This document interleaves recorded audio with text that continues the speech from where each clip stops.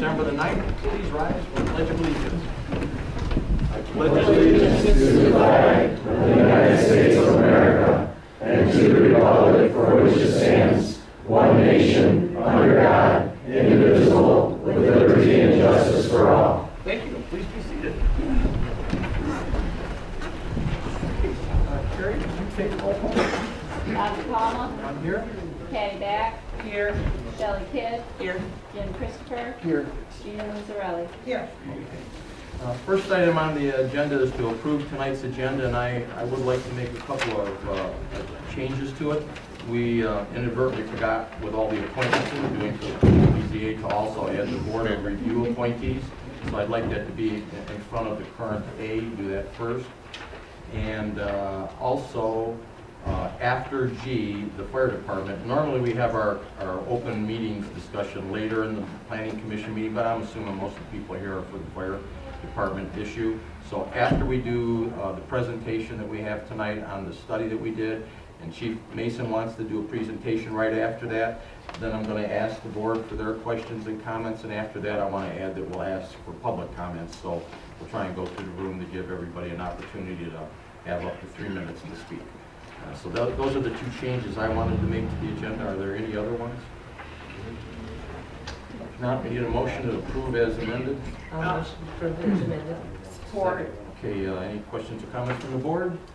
Not? All in favor say aye. Aye. All opposed? Okay, we're approved. Off to the races here. Also, you should have a copy of the agenda from November's meeting and the fire board meeting for November the 12th. Are there any questions or comments on those? I didn't have any on that. I'll motion to accept the minutes for fire and township for the November 12th board meeting as submitted. Support. Is there any questions or comments from the board? If not, all in favor say aye. Aye. All opposed? Okay. Next, we move on to the financials. Patty, are there any budget amendments that you want to Yes, there is one. And it is audit and legal. And we need to move, I'd like to move 5,000 out of capital outlay reserve into our audit and legal. 101-901-975-000. Out of that, I'll give you the numbers now. Into, I know, she's looking at me like, into the audit and legal. Is that your motion? That's my motion. Okay, somebody want to second that? I'll second that. Okay, any questions or comments from the board? If not, all in favor, say aye. Aye. All opposed? Oh, I'm sorry, that was one of you. I apologize. Carrie, would you take the roll on that? Bob DePalma. Yes. Patty Back. Yes. Shelley Kidd. Yes. Jim Christopher. Yes. Gina Musarelli. Yes. Okay, accounts payable, Patty?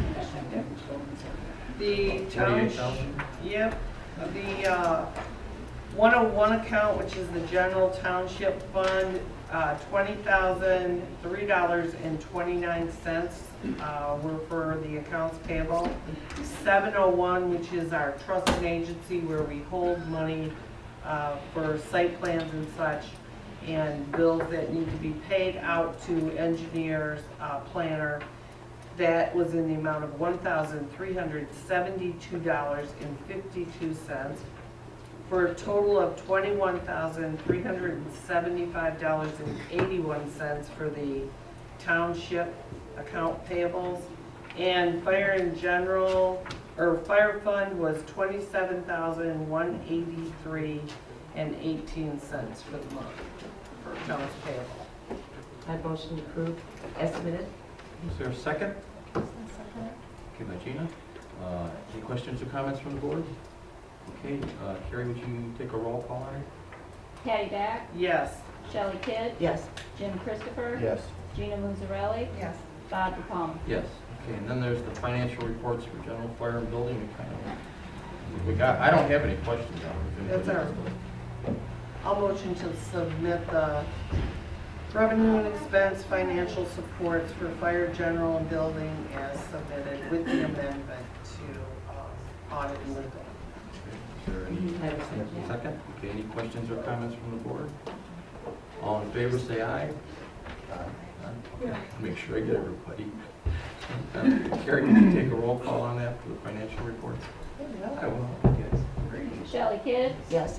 Jim Christopher, Yes. Gina Musarelli, Yes. Bob DePalma. Yes. Patty Back. Yes. And on investment reports, Sally, did you want to? I do not have a completed report. I found an error in a new account, but I do have, I gave everybody a copy. One of the financial institutions that we invest in, This one? yes, is merging with Waterford Bank, and so I just gave you a little review of. It's 5-star, though. 5-star, yes. Okay. So we don't need a, you don't want a motion, or do you want a motion? It's a merge, so we don't Yeah. actually have to do it. Okay. Alrighty. Next is public hearings. We have nothing on that. And presentations, that's later on. We have nothing specifically under that one. Unfinished business, we have nothing. And so we move to new business. And the first item is the amendment to the agenda, which is adding the board of review appointees. Patty, do you want to cover Yes. that? So it would be reappointing Neil Laughlin, Rod Kupka, Kevin Mason, and as an alternate, Teresa Bills. Okay. That's my motion. Motion. Is there a second I to would that? second that. Okay, any questions or comments from the board? Okay, all in favor say aye. Aye. Okay, all opposed? We're good to go on that one. Next one is a reappointment of the planning commission member, and that one is one member, but I would like to talk to her. I know she's had some health issues, so I'd like to discuss that with her before we do it. I don't want to put her in an awkward position. So the next item would be discuss the reappointment of the BZA members. Patty, you want to cover that? Yep. I motion to reappoint Judy Schulte to the BZA for a 3-year term, which will expire in December of 2022. I would second that. Okay, any questions or comments from the board? Okay, all in favor, say aye. Aye. All opposed? Okay, she's reappointed. Been doing stuff for us forever. God bless her. Discuss administrator and deputy treasurer, and there's a vacancy in the office, and from the discussions, Shelley has asked if we could have a special work session to talk about the vacancy and what we want to do going forward. So rather than tie it up today, what I had suggested, we came up with a date, we think December 18th Yes. at 2 o'clock. If anybody's interested, it's to fill a vacancy, that's all. But if that's the case, I guess you want to make a motion for December 18th. I would make a motion for December 18th at 2 o'clock. Okay, is there a second to that? I'll second it. Okay. Are there any questions or comments from the board? If not, all in favor say aye. Aye. All opposed? So if you're interested, there's a meeting December the 18th here at 2 p.m. It's kind of a work session and a meeting to follow. Next item is discuss outgoing letters and press releases. I think we need to do something kind of going forward, and I don't know if we ever formalized it. Typically in a township office, anything that goes in the building or What's up, Patty?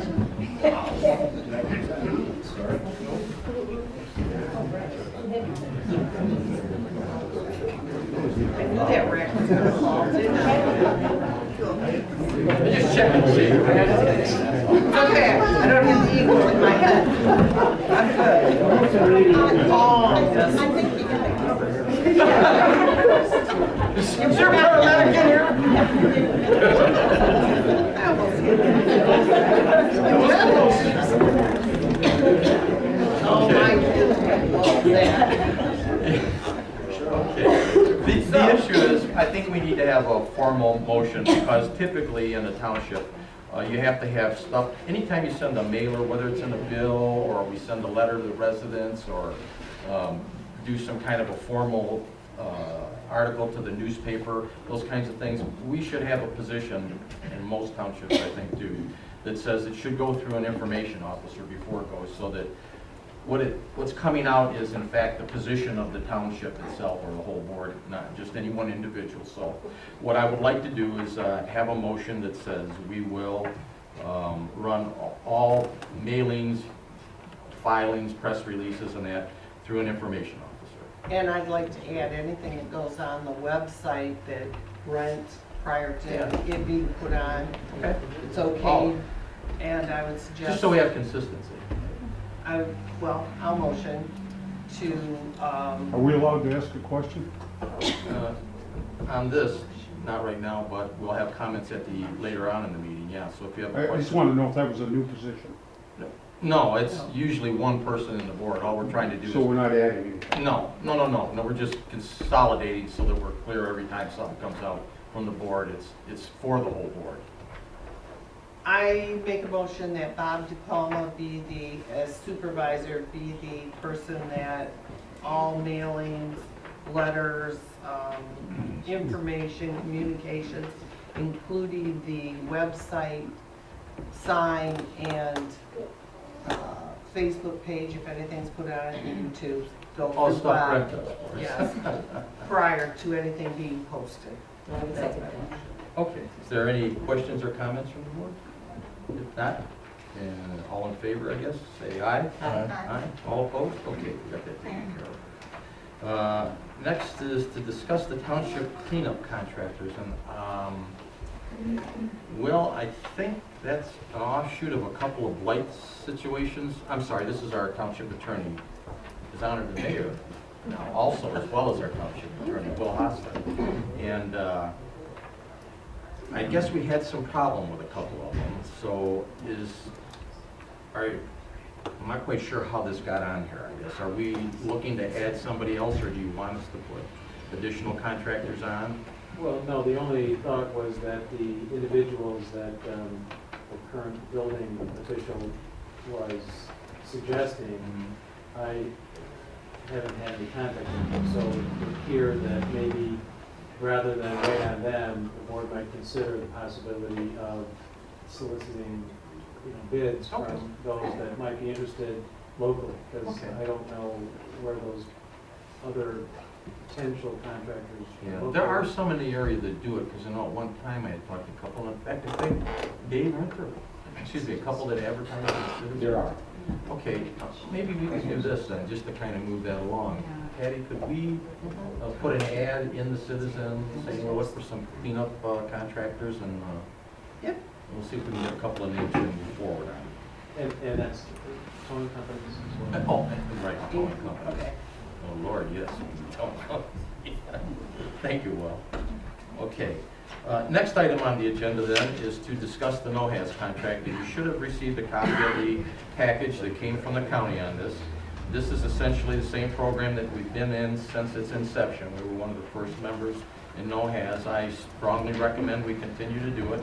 But as I had mentioned in previous meetings, the people that are doing these environmental hazardous cleanup days for communities has dwindled significantly, and it actually got down to the point where the company we're using is the only one that bid it.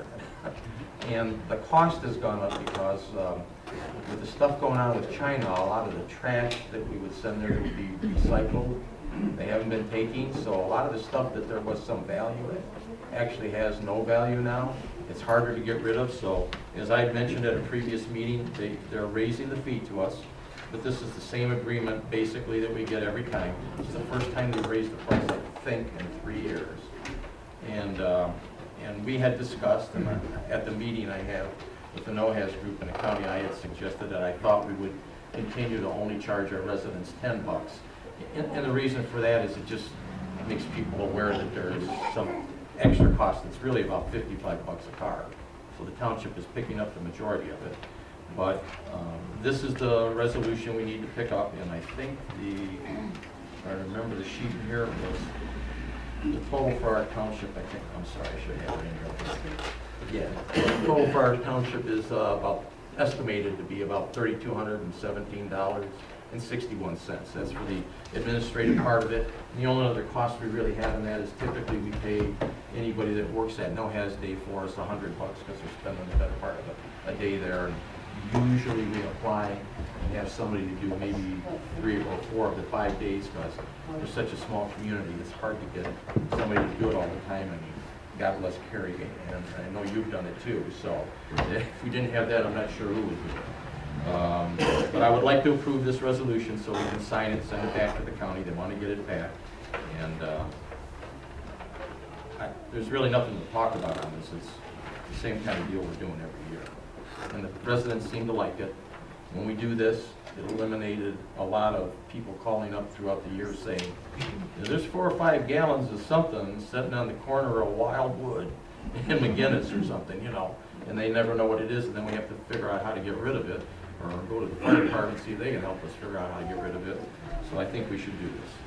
I would like a motion by somebody to approve the I make contract. a motion to approve the no gas program. Second that. Okay. I wanted to say, I think it's encouraging that 39% of the responding participants said they used it for the first time last year. So, You know what I'll never cease to be amazed at? I almost swear we're manufacturing junk somewhere in the township because there is a lot of stuff that has been cleaned up over the years in this, but it is a good program and it does help keep the environment clean. So, you I second it. second it, Gina, okay. Any other questions or comments from the board? If not, Carrie, would you take a roll call because it is for someone? Jim Christopher. Yes. Gina Musarelli. yes. Bob Palma. Yes. Patty Back. Yes. Shelley Pitt. Yes. Okay. Alrighty, now, moving on to what I think most of you are here for, and that's to discuss the fire department review. So let me I've seen all kinds of information, much of it wrong. Let me tell you what's actually going on and happening. We have been looking for about 2 years at the fire department operation and trying to study it and understand what's going on. So what we're going to do today is kind of go over the results of basically looking at the first 12 months after we stopped doing the Village of Holly and just doing Groveland Township to see a couple of things. One, statistically and kind of based on some facts, where do we think the township's growth numbers are going forward? And so I've got some census numbers and we'll talk about that. The second part of the review is kind of looking at the actual runs themselves, breaking them down into several different categories to see where they're coming from and how many there are. And then the third part of it's dealing with the personnel on it because historically for a long time, there's been a huge problem in everybody's fire department getting enough on-call. We call them on-call and shift people. Most people call them volunteer firefighters, but they actually do get paid. It's just that the pay's never really kept up. So with that, Jim, are we good to go? It decided to update everybody. Okay. Sorry. At least we have a screen. Okay. It's going to be on that screen in a minute. Let's get started. Yeah, you might want to.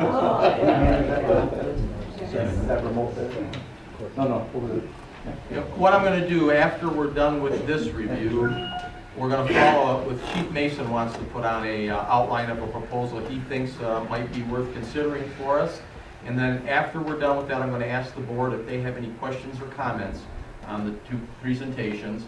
Once we're done with our questions and comments, then we'll go to the audience and we'll everybody can raise their hand if they want to, and we'll try and give everybody up to 3 minutes to make comment. I just ask that if you want to say something that's already been said, if you could just say we agree with the comments or whatever, so we don't have to hear it, multiple times. But we'll try and give everybody an opportunity to speak for 3 minutes on it. I know we're close because I think that's somebody's dog, right? That was the best dog on the planet. There we go. We got it. Okay. All right. So we'll get rolling on this here. I'll try and do it from here. So it's pretty full tonight. But this is actually, we just turn one off over here. There's 2 lights. Well, the other one. There we go. That's just the 2 of them. So this is a review, basically looking at some of the historical stuff, the statistics, and an overview of some of the issues on the fire department. So if we look at the next slide, you'll see we're going to review the fire department's operation as a standalone community. That's back to the way we used to be, just Groveland Township. And we're going to look at some of the short and long-term needs from both the community and the personnel issues. And then we're going to evaluate some of the financial sustainability. The whole purpose of this, just so you know from the beginning, was to take a look at what does finished look like when we're done. It's not an evaluation of per se this particular year's results, because in given years, sometimes there are grants that are in there for a year or two, and so numbers look real good. It's actually trying to say, when you take out anomalies, the non-normal things, what is the standard year gonna look like going forward, and can we afford to run the fire department the way it is? What are the matrices that make up the different calls, and where are they coming from? So that's the purpose of this.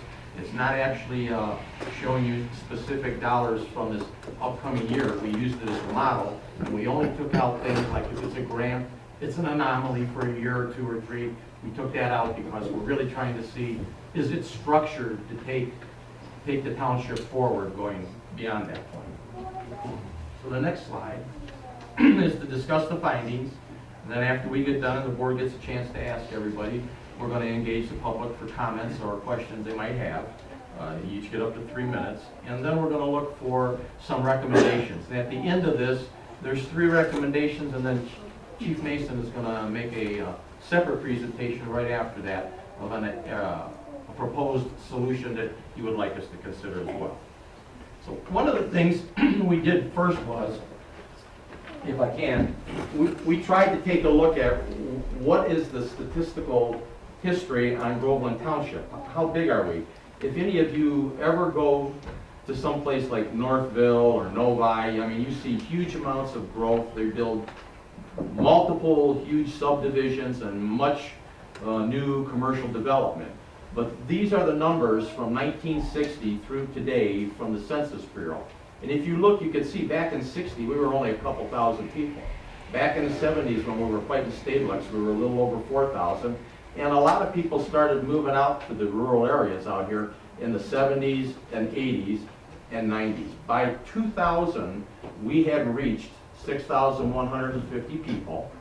That is the biggest number we've ever had in our township for population. It's never been bigger than that. By 2010, we had already seen the results of the, I think most of the CNN channel calls it the Great Recession, you know, the 2009 tanking of the stock market and the housing industry. And because of that, in our 2010 census, we dropped from 6,150 down to 5,476. And the little footnote on the 2000 number is indicating that basically 2000 is when we built Station 2 down here on Grange Hall Road by Jasmine. And I think it actually got dedicated to on 2001, wasn't it? But that, you know, we were growing, we built the second station, we thought that was the right thing to do. It was really done primarily, just so you know, to help get the ISO or insurance services organizations rating for Groveland Township down.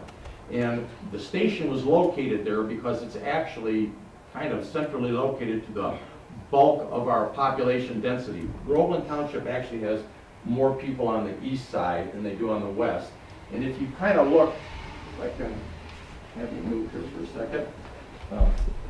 This map of the township, you can see all these big green blobs are the state land here. In Groveland Township, roughly speaking, 40% of the township is owned either by the state of Michigan, which as you know is like all the hunting land around us back here, or the Oakland County. And so 40% of our township, unlike a lot of them, is never going to be built. We actually have more state land in Groveland Township, roughly about 8,000 acres, than anybody else in Oakland County. Now, you may have heard some stories from the governor. The property we have from the state is the only stuff that's really not assessed by the tax assessor. It's done by the state. They pay something called PILT, and PILT stands for Payment in Lieu of Taxes, and it ain't much. It's enough to run the township for about 3 days. Okay. The other chart that I'm showing you here, and we'll get to this one a little bit later, is thanks to Teresa Bills, who spent 1,000,000 hours on this. We actually tracked, and we'll talk about it in a minute, every single run we did for 12 months after we got rid of the village, the village from our fire department. And so each one of these stick pins represents one of the dispatch calls, and we'll get to that in a minute. The interesting thing though on the census one is after you get done with 2010, which is the most current recent number, again, the census will be updated next year, so I emphasize to you, please fill out the census information when you get it in March. That does impact the revenue that comes back from the federal government to your local community. It impacts things like how many people can qualify for low to moderate income, and how much money the state puts back based on per capita housing in there. And you can see, we got hammered after the 2009 economic setback.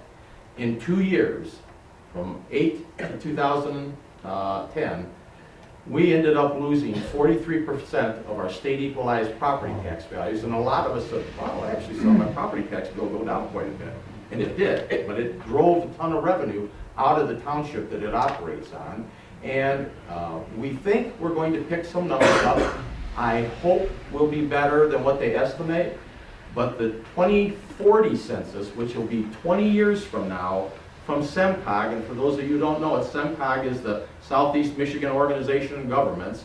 They do the forecasting on all the communities down in the Southeast Michigan on what they think their status numbers are. They estimate that in 20 more years, they think we'll only be up to 5815. So in other words, from the year 2000, 20 years ago, to 20 years from now, they think we're only going to be at 5815. They think we'll still be below our 2000 number. I hope they're wrong. I hope we can at least get to the close to the 6,000 number. But SEMCOG does that stuff, and that's the only source I know of that does the forecasting for communities. So when you take a look at the next slide on here, we checked it another way. Carrie, our building department manager, she issues all the building permits, and through the BS&A system we have, she can pull up how many houses we have in a given year. I used to, Dave, I think every year I used to write a little article for you at the end of the year, say here's how many houses we built and the things, and it was going great for a long time, till about 2000, because we were averaging back then, if you looked at those stories the last several years, we were averaging about 32 new homes a year. Now that's not nobody that builds hundreds of homes, but for us, 32 homes was a pretty good clip. In the last 10 years, we have dropped 83.5% in new builds. We have not had one subdivision or one what they call site condo, and to you and I, a site condo is just another way of building what looks like a regular subdivision. We haven't had one in 10 years, and our average home build for the 10-year period is only 5.3 homes a year. So it's very likely that that number we saw from SEMCOG is going to be pretty close. Now, it's kind of a mixed blessing.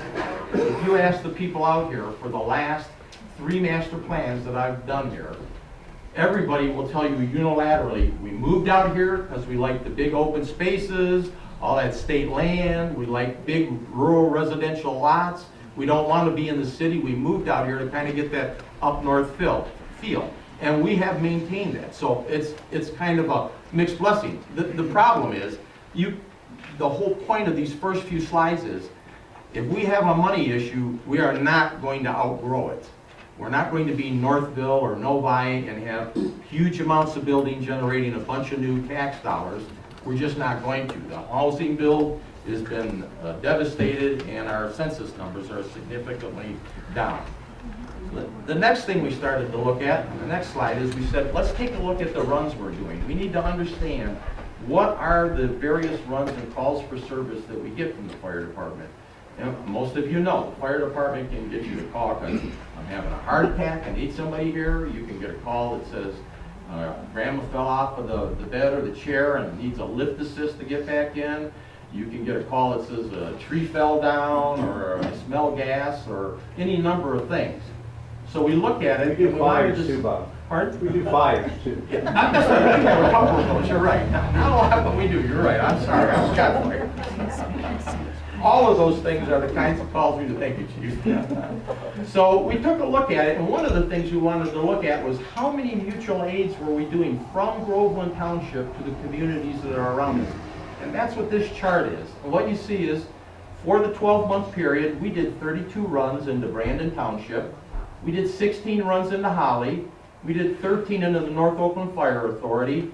And we did 65 into Springfield Township. Now, all of those add up to about 14.3% of the total runs we did in the 12-month period. When I asked the chief, how many runs do we get back our other way that others are helping us work? Because the whole system falls apart if you don't have mutual aid.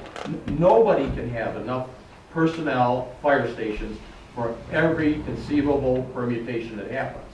So mutual aid is the way it all works. And on a fire, it's pretty automated.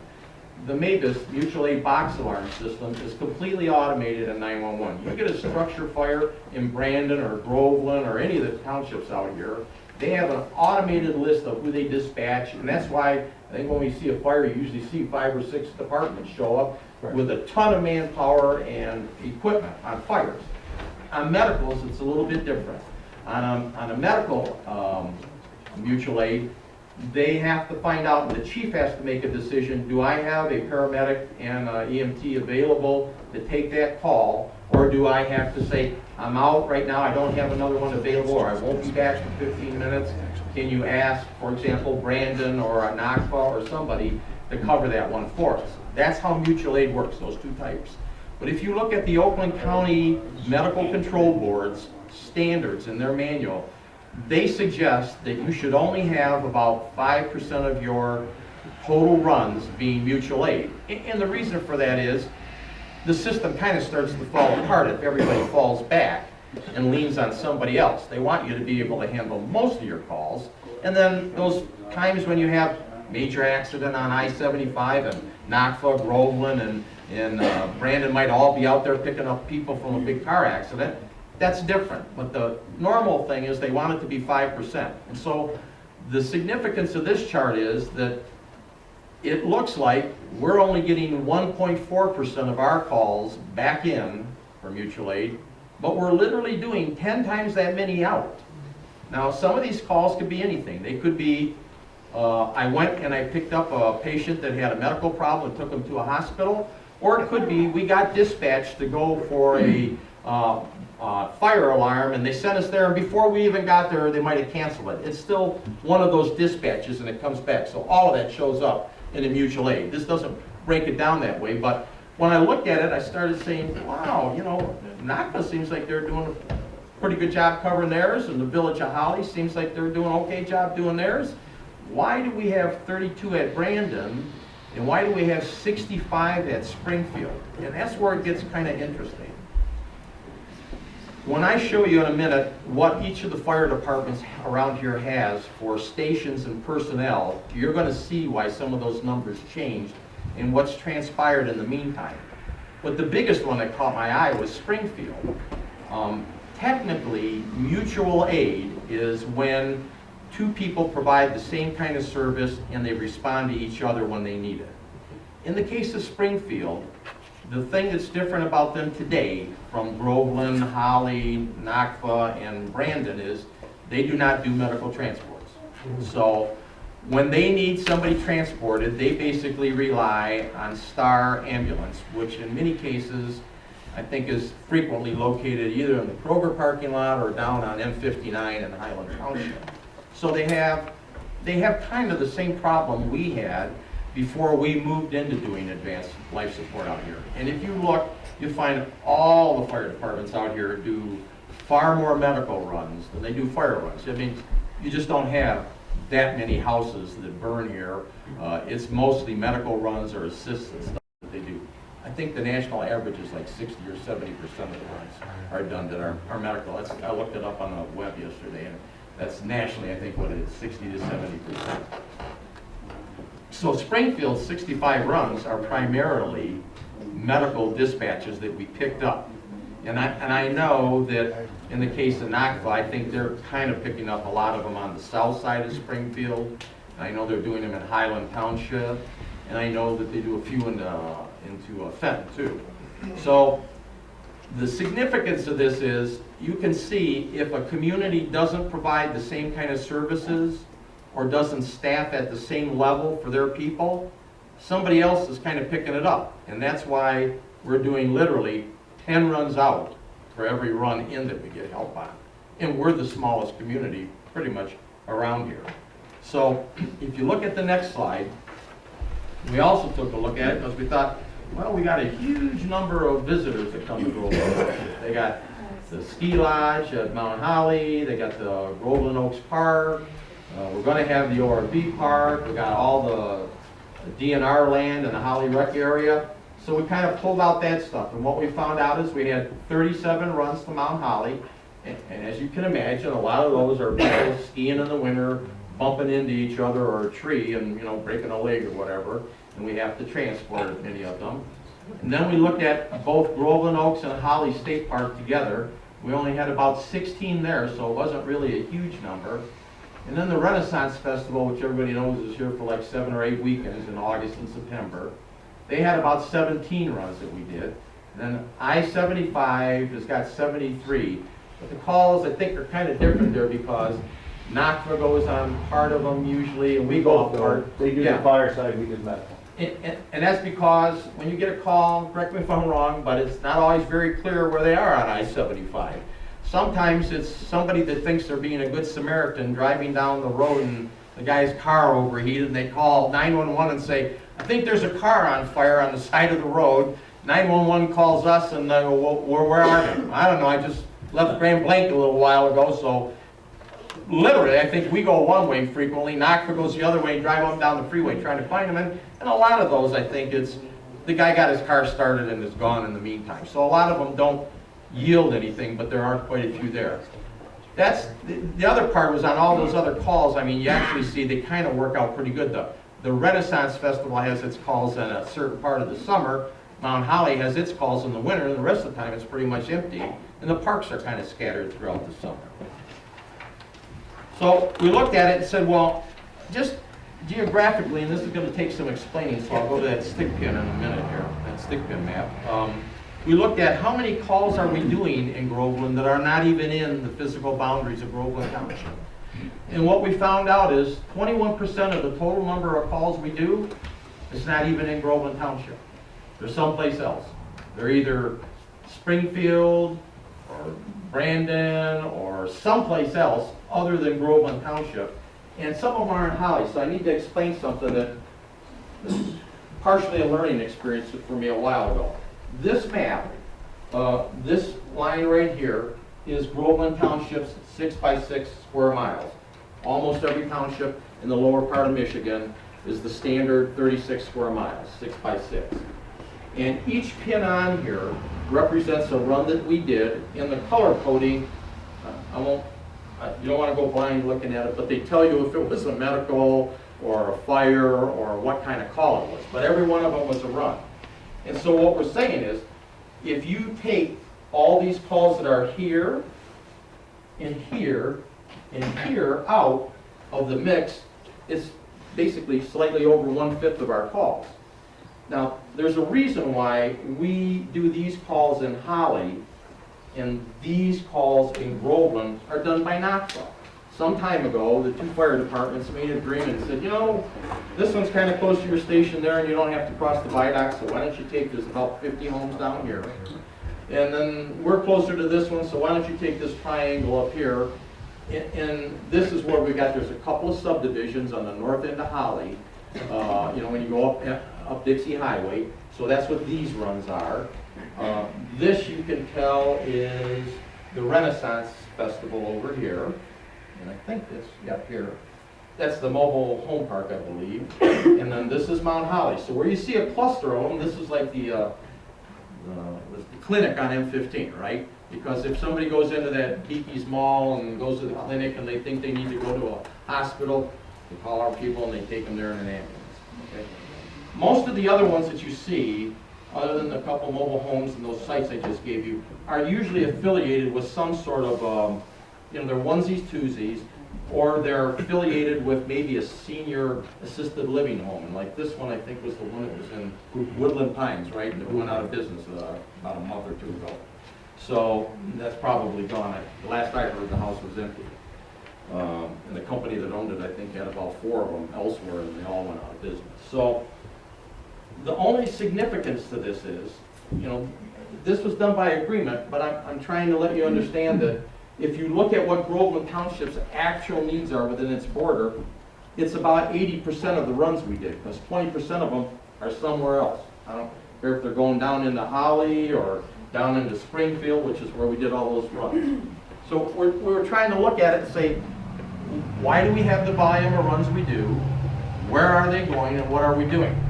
And I'm not, because I saw some stuff on the internet, we are not saying we're not going to do mutual aid. The entire system for fire departments completely collapses if the fire departments don't do mutual aid. It's that simple. Nobody has enough to do every run. But what I am saying is, when you look at our runs and say, wow, we do 10 runs out for mutual aid for every one we get, and we're a small township, and we have 1/5 of the total runs that we do are not even in our township, I think you have to ask yourself, why does that happen? In the case of Springfield, it happens because they're not transporting yet. Now, I talked to Chief Feichner several months ago. He stopped into the station when I was in there in the morning, and we were sitting over the table drinking coffee, and he said, I hear you guys are trying to get ready to be able to do medical runs. You bought a couple of ambulances. And I said, yeah, we bought a couple of ambulances. He's got a couple of good paramedics, and he said, we got a bunch of guys getting paramedic training. So at that time, this was a few months ago, he said, we're probably, a year and a half, 2 years, and we think we'll be ready to do it then. So I think they're going to do it. The point is, when you have a community around you that isn't doing that part of the job, it falls to somebody else. And it seems to me kind of ironic that Groveland Township, kind of the smallest player out here, is picking up what I think is a lot of load for some other communities. And that's the significance of this. So we took a look at it and said, well, let's kind of compare and see what it looks like when we put the different municipalities around us, which is, Holly, Rose, Springfield, Brandon, and Independence Township. That's kind of the ring up here in the north end together, and look at what they have. And you see, Holly Township's got about, I think their numbers are bigger now, George. I think you're about 6,000 now, aren't you? George, aren't you about 6,000 right now, I think? In the outer township. Yeah, the outer township. And they have a station there on Grange Hall Road. Their millage is 3.5, and they do provide ALS. Groveland's, our number is 54. We're probably a little bigger than that, but not a whole lot with the reduction in builds. We have 2 stations. Our millage currently, because we reduced it this year, is 3.8. We have 2 ALS crews. The village of Holly has about 6,000 people. They have 1 station, and I know that they do ALS. I'm not sure how they do it, because villages tax differently than townships do. Townships either have a special assessment or a fire millage for it. In a village, frequently they have a kind of a bundled approach. The police, the fire, and the village can all be in one millage that's covered all of that, and they divide it up inside. So I don't know how to give you what their cost would be, but it does have a station, and they do advanced life support. Rose Township is again around 6,200, has a station. Their current millage is a little over 2, and they have an ALS crew. Springfield, the number there is 14, but I'm betting they're probably closer to 15,000 or a little better now. And they have 3 stations. Their millage is just under 2, but again, they do not provide advanced life support transport. Brandon Township's 15, if I had to guess, they're probably 16 or 17 now, because they've had some building. They have 3 stations now. Their millage is 4.39, and they have 2 ALS crews. And the reason I say that is, they were operating out of 2 of their 3 stations. And that's the reason we had about 35 of those mutual aid runs back into Brandon, I think, in that 12-month period. The chief has said they staffed up their 3rd station on Oakwood on January the 15th of this year. And we've seen a drop in the number of calls from them because now they've got a 3rd station online that was sitting there empty before, and they got about 15,000 people, or probably 16 or 17 now. Bob, if I can interrupt, Knoxville also added an extra person. Yeah, oh, I'm sorry, that's right, yes. And Knoxville added a 2nd person. That's why, thank you, why the Rose Township one has an ALS crew in there too now. They're both with ALS. I think that's about 6 months ago or something that they did the 2nd one. Now, here's the other interesting one. And I'm saying, if you don't know anything about this and you looked at these numbers and you went and said, wow, Independence Township is almost 35,000. They're really about 36,000 residents right now in Independence Township. They only have 3 stations. That is 1 station for every 12,000 people. If you look at everybody else on that chart, roughly speaking, everyone's got about 1 station for every 6,000, give or take, okay? Except Groveland has 2 for 5,476, so we're about half what everyone's got. Independence only has 3 stations, so they're running at about 12,000 per station, and they actually only run 2 paramedic crews. That means they're servicing 18,000 residents per station. out of one paramedic crew. Just by comparison, we're servicing roughly 2,700 people by one paramedic crew in a Are you station. sure about that number there, Don? What's that? That number is not accurate. What number? For Independence Township. For what? Yes, currently we only have 2 ambulances on the road, but we are also getting mutual aid much more than Groveland is putting out. Oh, I'm not disputing you're getting mutual aid more than we're putting out. If I had to guess, when I look at it and say there's 18,000 people and 2 ambulances, thank you, you just made my point. Because the only way I think you can make that work is you have to be calling for mutual aid from Waterford on the south side and from Brandon on the north side. And that's the very reason why I think we saw 35 mutual aids into Brandon until they put that 3rd station on, because I think you have to do the runs. And what I'm saying is, I don't think most people, I think this is what you were basically telling me before, I don't think you have enough people in your fire department. So thank you, you just made my point. I agree, you have to be getting a lot more mutual aid, and not from us. I think you get it from Brandon on the north, and I assume Waterford on the south. And that's the only way, because you cannot handle, I don't believe, unless there's some miracle that the water is really good in Independence and nobody gets sick, and it's really bad everywhere else and we're all sick, that I think you can't handle 18,000 people with 2 ALS crews. And I got that right from Mitch. So he gave me, we got 3 stations, 2 crews on. So you're making my point. What I'm saying is, if you look at everybody around us, I think the average tends to be, give or take, around 5,000 to 6,000 per station, per ALS crew. And the anomaly is Groveland's like half that, and Independence is like, 6 times that or something, whatever it is.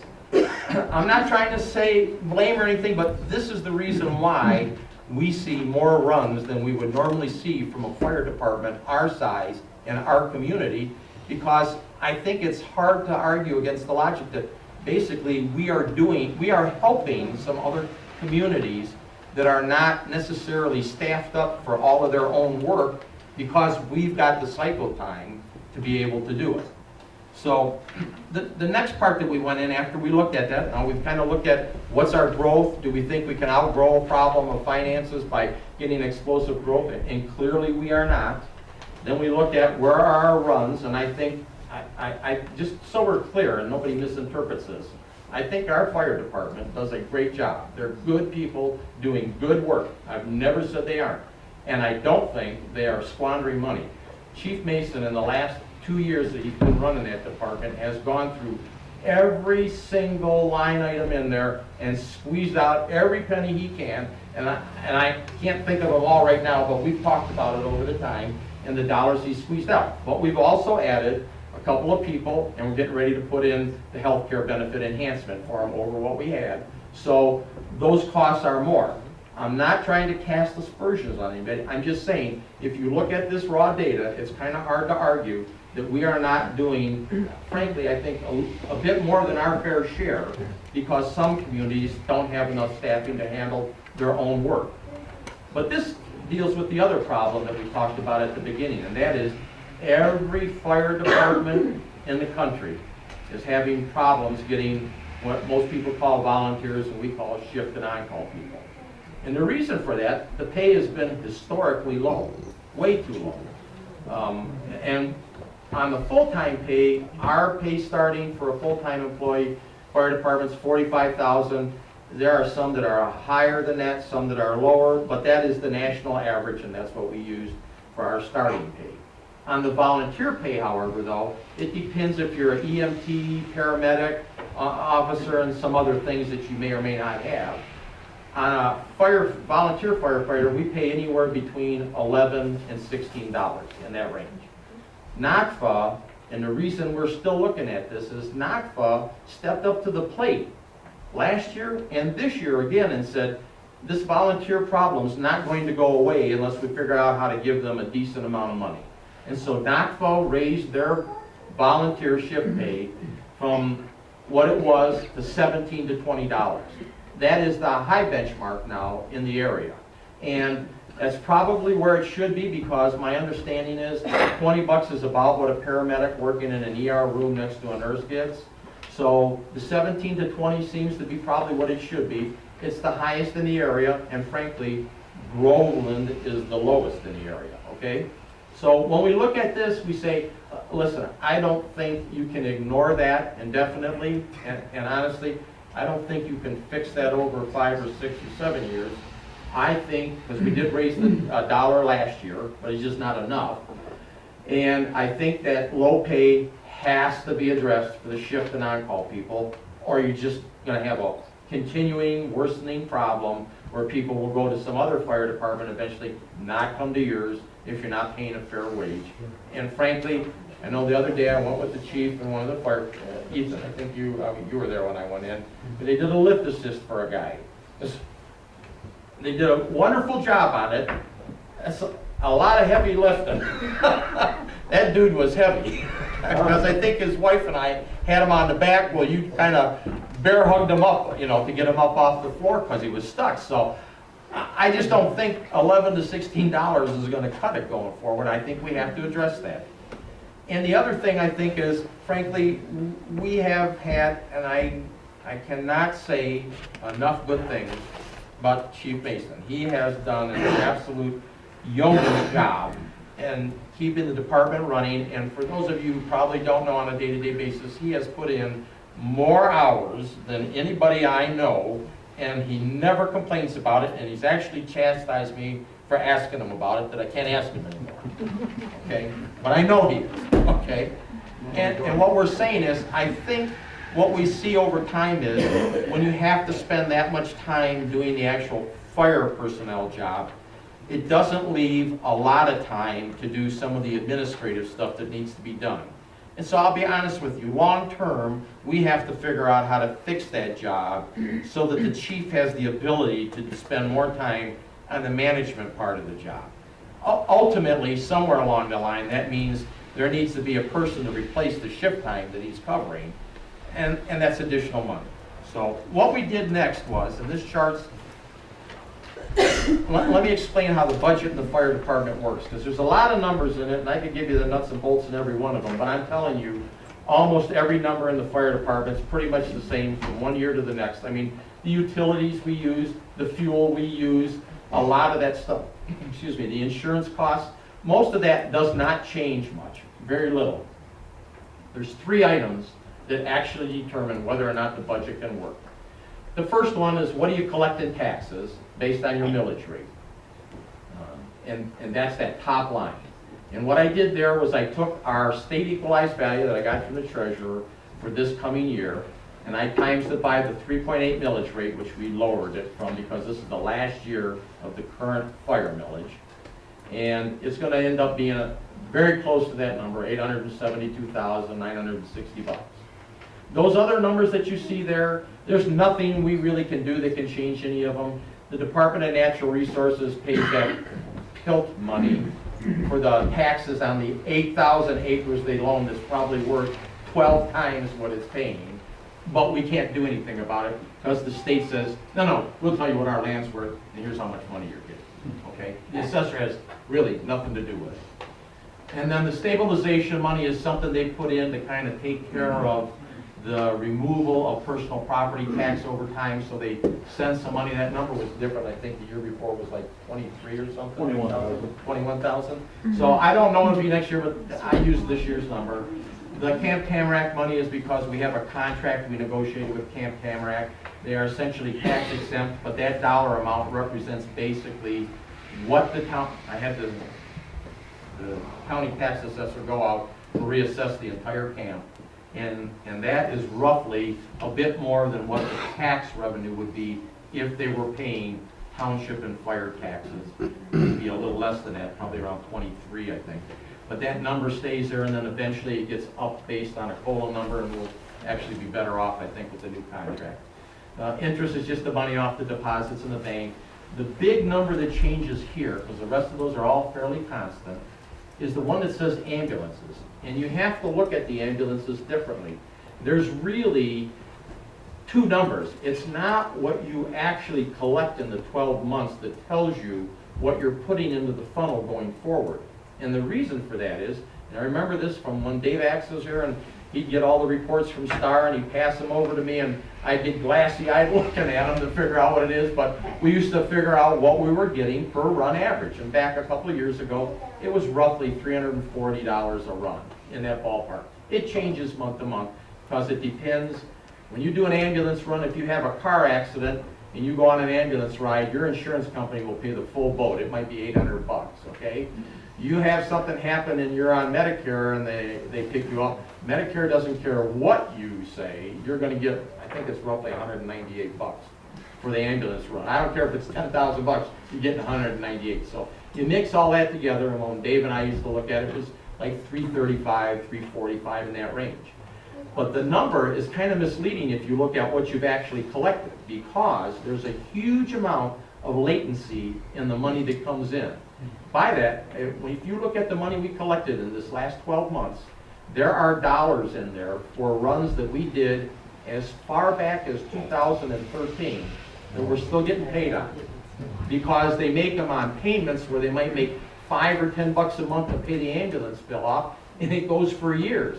So what I did was go back to Star, which is the ambulance company that does our billing, and say, I want to know, and I know they upped the rate because the chief told me about a year ago or so, Star upped the average billing on an ambulance roughly $100.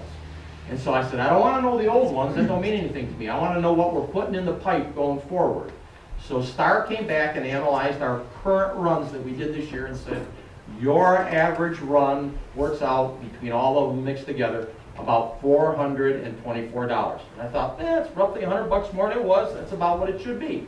And I checked it because I actually called the chief in Knoxville and said, what do you think your average run is? And his is 420. So the number's very close. When you take the, I think it was 468 runs, if I remember correctly, it was real close to that we did this year, and times it by that average run, that's what we really generate that is eventually going to come out the pipe in the form of revenue to the township's fire department, okay? So when you look at what do we collect in taxes, those other dollar amounts, what were the ambulance runs really worth, that comes up to just under $1.2 million. The other item you have to realize is, we know Springfield's going to end up starting doing their medicals, probably within a year, a quarter, year and a half. And those runs that we did down there, those 65 were mostly medical transports. That's about $25,000 in billing at $425 a run.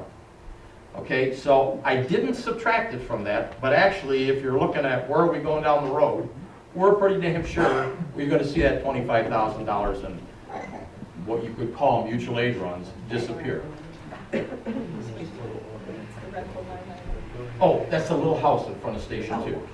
Okay, that's what the rental is. Okay. And then we took a look at what are the expenses. And here again, on the expense side, there's really only a couple of things that change. That is the payroll number. We typically, for years now, have been doing 2% a year raises, kind of COLA raises. So I took the payroll number for the full-time firefighters, I added 2%, but I did not add the fact that eventually we need to figure out how to free the chief's management time up. So we need to add about $55,000 roughly for a firefighter with benefits in, but I didn't add that in this one. If you take those numbers and then I took the volunteer shift pay and I figured roughly $5 plus something for work comp and FICA and all that stuff that goes in to somebody's actual pay, and said it's in the ballpark of $134,000. I left the potential of replacing chief's shift coverage out. But if you just look at those items and add the extra pay that we need to get to the firefighters, it's going to make about $1.32 million. So then the next chart after this is just saying, if I just do a straight conversion on how much money we're short to make that work, what do I have to do to the fire millage? And I only did it on 2 typical size homes. You can do the math on your own if you want. But the average home in Groveland Township has got a market value of about $250,000. So if you bought a $250,000 home, your state taxable equalized value is half that number, 125. You times it by the millage rate, and that's how you get those lines and numbers that's in the second row. 616, 475, or 437, based on, we used to charge 3.5 mils for, I don't know, 20, 30 years. When the economy tanked and we lost all that property value, we raised it to 394, and it's been there for 9 years. This is the first year we brought it back to 3.8 because we told our residents, If you'll let us raise this from 3.5 to 3.94, we will bring it back down when the revenue for the property taxes gets back to where it used to be, so that we have all the money back in that we lost in the big recession in 2009. And right now, this year is about the year where we're real close to the number we used to have. So that's the reason we rolled it back to 3.8, and really it should eventually go to 3.5, so you see those numbers. The other homes that we have, I mean, they're all over the place, but there's quite a few homes that are in the $400,000 range. Your house has got a market value of $400,000, your taxable state equalized value is $200,000, you times it by those millage rates, and that's how you get those numbers. Now, if I were to take out those transports we did to Springfield and add in another firefighter for giving the chief some time to do the management work, you'd see, for example, another $6,250 on the $250,000 home and another $117 on the $400,000 home. So this is just to show you there is no way we're going to outgrow the problem. We are doing, frankly, more calls than we should be doing for a community our size, and we have roughly twice the stations and facilities that everyone else around here, except Independence, has for their per capita, and there's no way we can fix the money problem doing it exactly the way we do now unless we raise our millage rate to somewhere between 4.9 and 5.5 mils. And we did an extensive survey that Teresa helped us on. There is a website at the state that tells you the fire millage for every single fire department in the state of Michigan. And there's another one that tells you if they have a special assessment instead of a millage. And what you find is statewide, the average millage for a fire department, I think, was 1.3 or something. But that's got a lot of small ones. Some don't have paramedics. The average in the county was, I believe, about 2.3 or 4, something like that, in Oakland County. If we raised our millage to 4.9 or 5.5, we would become the absolute highest fire millage in the entire state of Michigan with over 200 fire departments. So when you ask, why are we looking at this? I think if you're managing the business and you look at it, you have to ask yourself, there's over 200 fire departments in the state of Michigan. If we just add the money in and don't do anything different, we are going to be the absolute most expensive, and I defy anybody to say that, well, that's where we should be. We should just do it, and anytime the stuff goes up, we just add some more tax on it, which is what some people suggested. We're in the high range now. Doing that would make us higher than every single operating fire department in the entire state. So, we kind of said on the next chart, there's 3 things, and there's really 4 that the chief's going to help us with here. You know, we could do nothing and just hope for a Hail Mary of unknown origin to fix it, but I don't think that that's sustainable. We know the growth potential is not there. That's not what his problem will not go away if we don't figure out how to fix it. We could just raise taxes, but again, that would make us the most expensive tax rate for a fire department in the entire state of Michigan, and by a pretty good margin too, as well as in the county. We would go from second highest in the county to the first, okay? Or we could join a regional fire authority. That's why we've been looking at NACFA. But the chief has got an idea that he wants the Prior Lake, excuse me, and because we were going over it this morning and on the weekend, it's not on this chart. So what I'm going to do now is I'm going to turn it over to you, Chief Mason, and let you do it. And you'll see it up there, but it's through the overhead projector on the table. So since we can't figure out how to get the Zoom to work today, you may have to hold it up. I had some notes to show you, but the camera, we can't get it to zoom in, so you can't read it, so I'll just have to verbalize everything. One of the differences between NACFA and ourselves is that NACFA has, if you just take NACFA as a whole and Groveland Township as a whole, you probably can't find 2 fire departments that are more closely matched in the entire state. They have 2 stations. We have 2. They have 4 people on duty. We have 4. We have basically the same amount of equipment. Everything is pretty much the same. Now, they have a 3.5 mils. The difference is they're getting that money from 2 different townships. So if you're comparing apples to apples, you know, if you're getting, one township is lower, but they're getting money from that township and Rose Township and Holly Township, where we're just getting drawn all from our township. We're the same size, but they have two revenue sources if you look at it that way. So that's why they can do it for 3.5 mils and we can't, if everything else is the same. If we go back to when Chief McGee retired, at about that same time, we got the SAFER grant to add 2 full-time personnel to the fire department, which is what we wanted to do, obviously. But in order to do that, we had to keep the personnel numbers the same. We couldn't go one lower at all. You could go higher, but you can't go lower. Now, since we we no longer covered Holly Village, our numbers went down.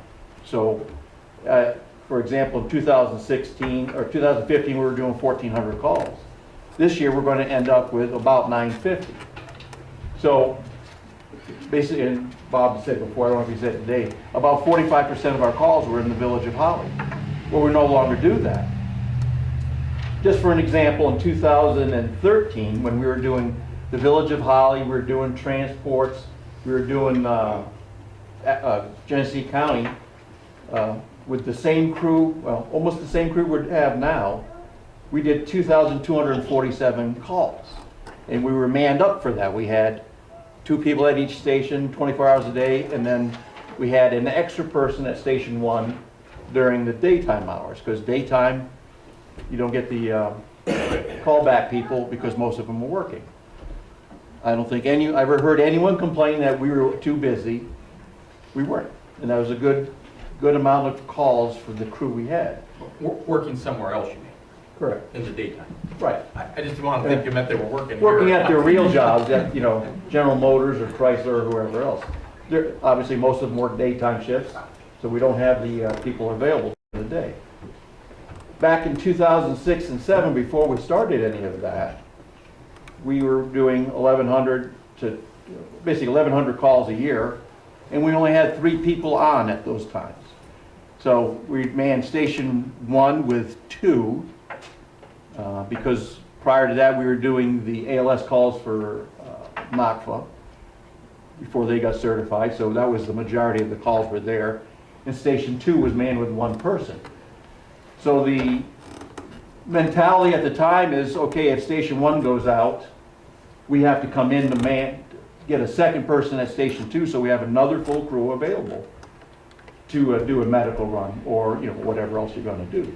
But that was we always did that. And I don't know, is Jeremy here? Yeah. Correct me if I'm wrong, we used to send people home because we'd get 5 or 6 people come in. It's like, we got too many people here, you 3 go home or whatnot. But that was a good callback. What's happened in the last 10 years is since we had 2 stations manned, we all collectively know that there's a whole nother station ready to go if we get another call, and then we could go in. So people haven't been coming back as much, but we've been saving money doing that.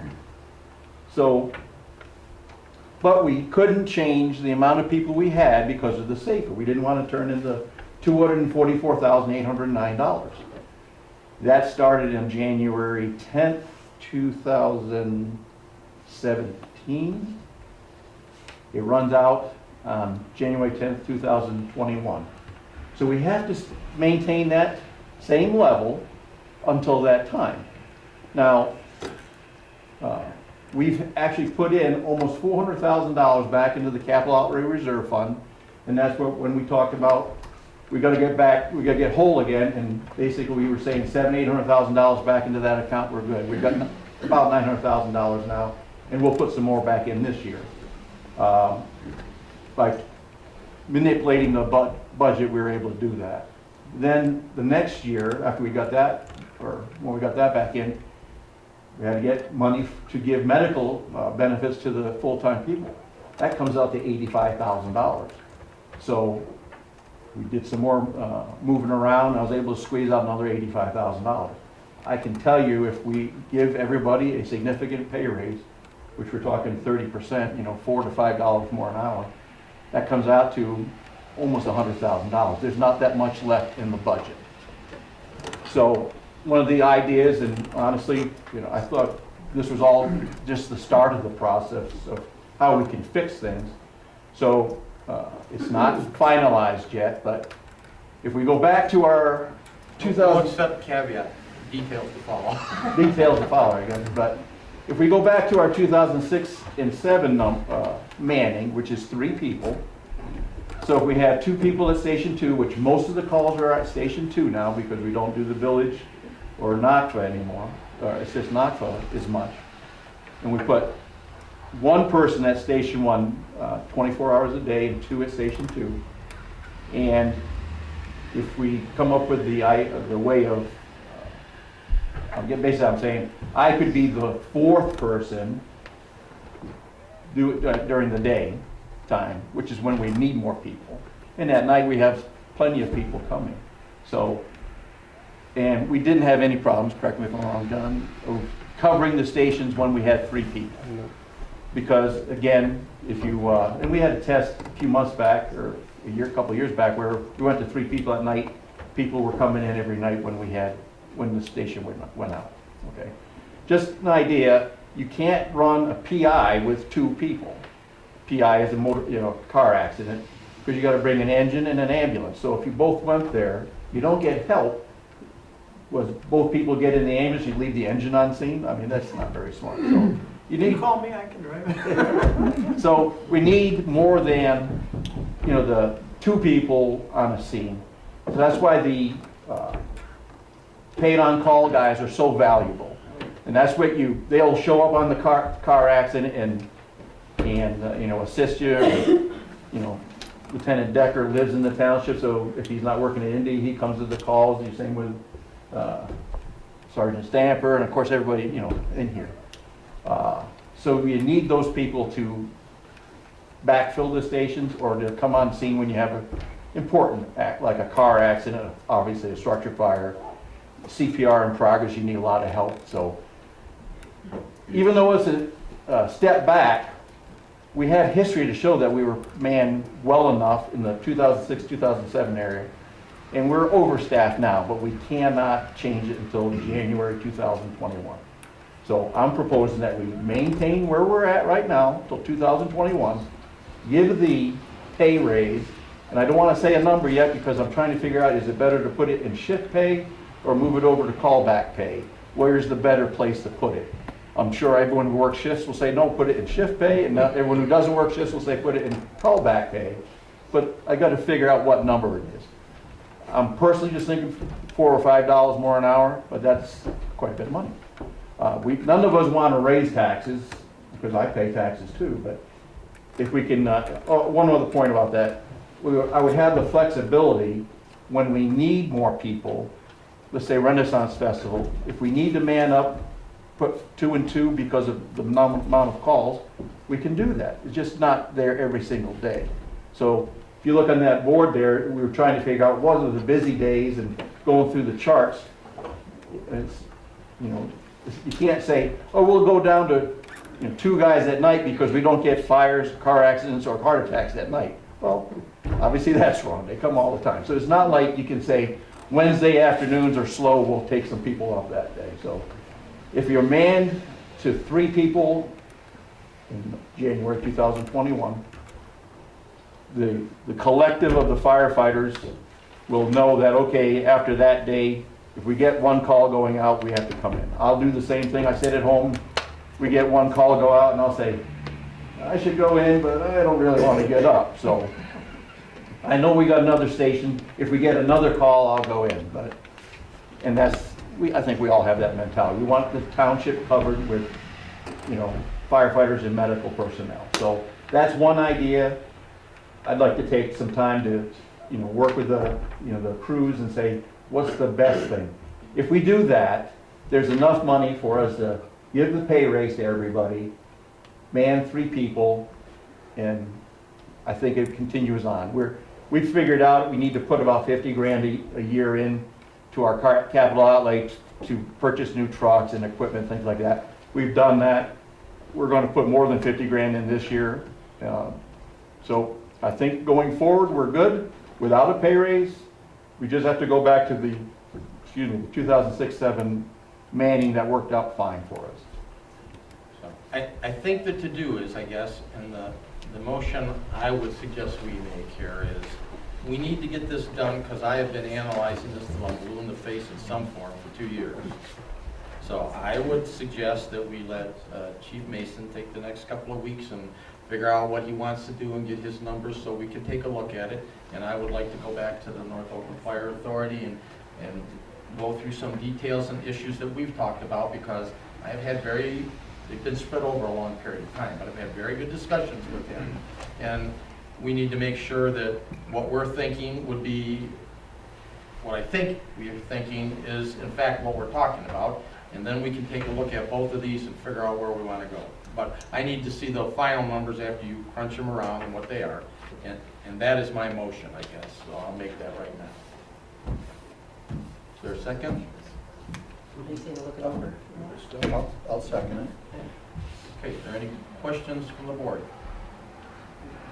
Okay, all in favor say aye. Aye. All opposed? Okay. Now, we're done with that, so now what I'd like to do is, I'm sure you may have questions or comments. I'd like to give everybody a chance. I'm going to ask first, just because I don't recognize everybody here. I'd like to know if the residents maybe could hold their hands up first so I can see who you are. Okay. Oh, I'm sorry, I thought you had a question. I'm sorry, I do. I have a couple of them. Okay. But the first thing I want to say that's really glaring at me is this square right here are the people who are paying, Yeah. and these are the recipients of what these people are paying, and that is 21%? Not just that. That and all of them that are outside the square. You get paid per run. No, we know we get paid per run, Right. but that's, Yeah. the problem is if you run a fire department and you do medics, you know that the per run Right. money Okay. don't cut it. And then, Okay. and I We guess- get that money in there and it's Right. factored in there. I give you, here's the best example I can give you. Let's say you run a fire, these are not the numbers, but I'm just giving you an example. You have a fire station that costs you $500,000 to run it, and it does 700 runs, okay? And generates some money. At some point, I don't know if that number would be 701, 750, or 800, you decide you need another station, and it's another $500,000. But that extra runs only bring in $50,000, $60,000 of that $500,000. What happens is if you're staffed way beyond what you have because you can't fully utilize it, that's where the problem comes in. You do those runs, like we get paid for the ones down in Springfield, but that generates about $25,000. It helps fill the fact that we have a lot more staff than we need, and it whittles it away by $25,000, but that's not enough to cover the excess cost of doing it. So that's what she means. She's saying the property tax part that goes to run your fire department is paid by the people in that square. But by the same token, it's a smaller group. This piece here that's paying our Groveland tax is getting their service out of NACFA. Okay? And there were about, I think Jeremy told me about 13 that you guys did down there. And there's more here, but, Yeah. and I'm not trying to cast aspersion at that. I'm just saying, this is the way the system is set Well, I up think and running right my now. point is, mutual aid is only mutual aid if it's reciprocal. You know, and I get mutual aid, and I've had my share of you guys in my home for life and death emergencies. You all look very familiar to me, and I will tell you, you are who I want. The last time I had to make a call, and I was offered an ambulance from the hospital to transport my husband, I said, no, you call Groveland, that's who's gonna take care of him. So I will not make a decision to jeopardize anything that would jeopardize these people in that tax base to have that same opportunity. All right, so know that any decision made by any of us, we all know and love somebody who's used your services. We're not pulling these numbers out because we want to undo something. We want to give you your raises. We want to make this work. Now, I'm sorry, is that it? Nope. Now, back to how many are the Well, residents no, I in have a here? question for Chief. Oh, I'm sorry. One more question for Chief, and that is, when you were talking about the numbers and shifting the personnel around after 21, we're losing that SAFER grant, is that correct? Well, we run out. We run out, okay. It's So not we where does that lose it. fit, where does that That's the 200 time frame it runs on. Okay, but where does that $200,000 fit in that $800,000 Actually, budget? I don't have it in the It's not budget here. at all. Okay, all right, okay, that's It's, good, it's gravy, actually. Yeah. okay. That was the point. The budget was I said, it's not actually this year. The budget was to say, when all that stuff's gone, because you can't count on it after that, can we make this work? That's what the issue is. What I mean by gravy, because there's corrections over here. We have not drawn any money on that SAFER grant because of the issues of manpower. Are we joining NOCFA and things like that? If we changed anything, so we went below that manpower, we'd have to turn the money back in. So I did not want to draw $100,000, only to have to pay $100,000 back to it. So I was waiting, and I've had discussions with the SAFER people, and told them why we haven't drawn any of the money yet, because we've been fighting these issues. I've been in contact with her last week. I'm trying to get the paperwork in now so that we can make a draw on it. But it will expire in January 2020. Oh yeah, we get it all.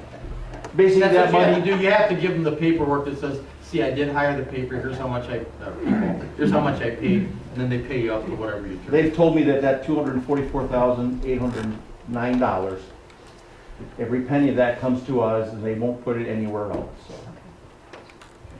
All right. So, Now again, how many, I'm sorry, are residents here?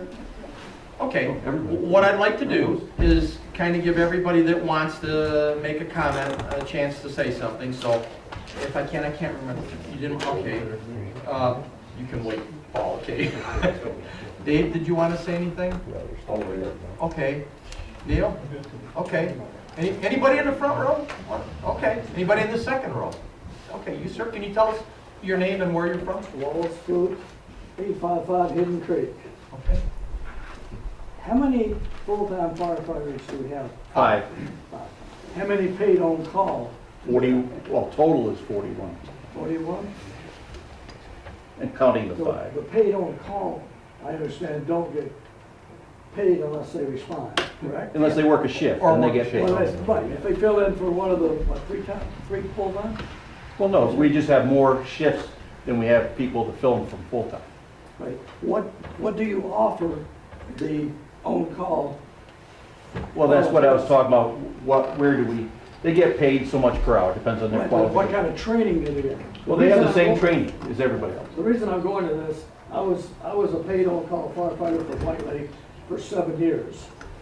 Out of that 7 years, I donated, of course, I know everybody else was, but I donated my pay back to the department because. Want to work for us? They gave,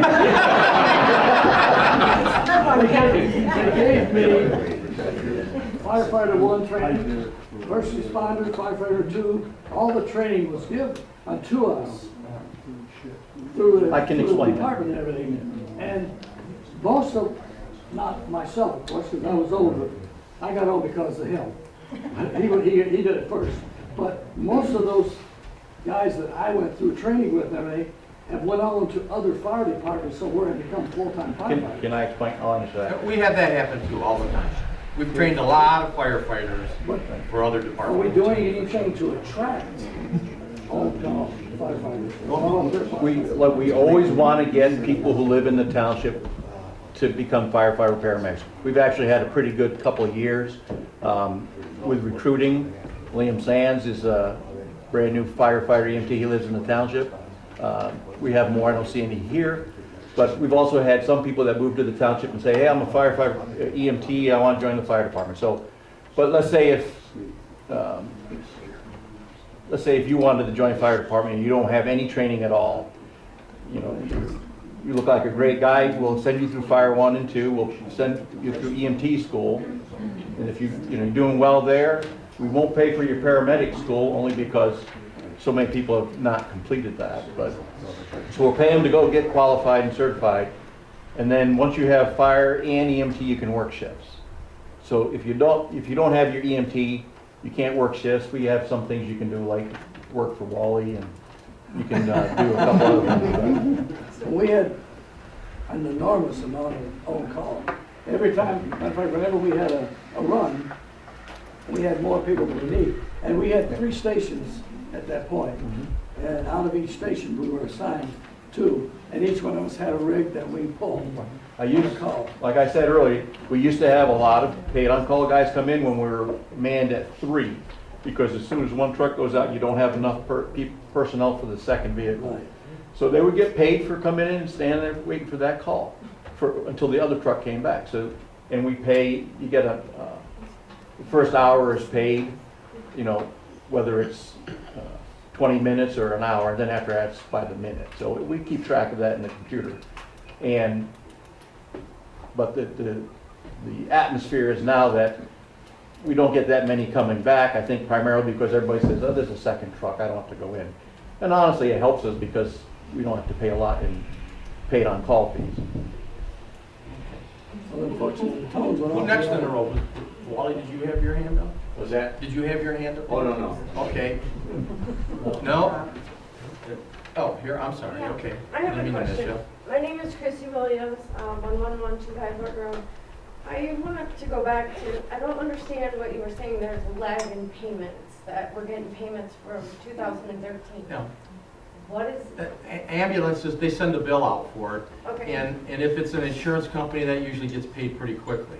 okay, If they send out a bill and the person doesn't have insurance, then they end up trying to set up a bill payment schedule with us. So some of these people are paying, I think, like $10 or $5, $10 a month, and it's a $600 bill. It just takes a lot of months. Or the and copay. who is Or copay. tracking that? Pardon me? Who Star. is tracking that? Star does the billing for us, the ambulance company, Star. Okay, so they're tracking the receivable. Yeah, there's tons of paper coming in, and they collect a part of it for doing it for us, and she gets reports every year, and, I mean, every month, and Dave used to get them before that, and I used to look at them regularly, but there's tons of, you could kill a tree with it. Okay, second question is, where do the residents find your financial reports? Our financial Yes, reports? the township, are they on the website? Yeah, well, I don't know if they're on the website, but you can come in and copy of the budget. Okay.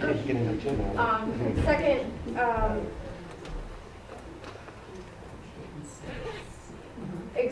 last year, you guys were talking about selling Station 1 and getting like $900,000. Is that still on the table? Like, what yes. exactly is on the table? That's what I Well, want to know. The same thing that we had last year, and that is, we do want to get rid of Station 1 and put a new station up. Okay, Last year when I talked about it, I probably did think, I was guessing, swagging, saying I think it's worth 800,000 or 900, whatever it was. I actually think it's worth somewhere between 1.4 and 1.6 million, because I've had 3 realtors out to it. I have a couple of people that are interested in it, and the building's very old and the utility costs are astronomical on it. So we want to get rid of that building and put it on the tax roll so somebody can do something maybe that helps the ORB. And we want to build a replacement building for the state police and the fire on the other side of the road, you know where that big blue Mavis? yes, for us? Yeah, for us. Okay, so what, I guess I'm confused about what the merger is. So, Well, they're 2 different things. I want to replace Station 1 anyway, because it's an old building and Okay. expensive, and it's about 70 years old, I think. okay, just expensive in the repairs and maintenance? Because the building's It's paid actually for. been, oh yeah, Yeah, okay. but I can get enough money out of it that I can build a brand new building over by Mavis that'll be more efficient to For new operate. loans. Yeah, take the money from the property, pay for the new building. That's exactly what we want to do. Now, that has nothing to do with the issue about looking at the merger with NACFA or what we talk about on Chief Mason's proposal that he outlined today. There's 2 different issues. I mean, we want to do that station, irrespective of what happens. It's just an old building, I gotta get rid of it. Okay, so are you going, you said you want to get rid of Station 1 and build a new station. Why would we merge with NACFA then? I don't understand. The issue is, again, looking at what is the best long-term solution for the township, and what do we do, and what are the costs going forward. There's a whole list of issues we've talked about that are relevant to whether or not we should merge, but I don't know if we want to get into all of it now, but it's an Well, can I come in and talk to you about it then? Yeah, sure. Okay. No.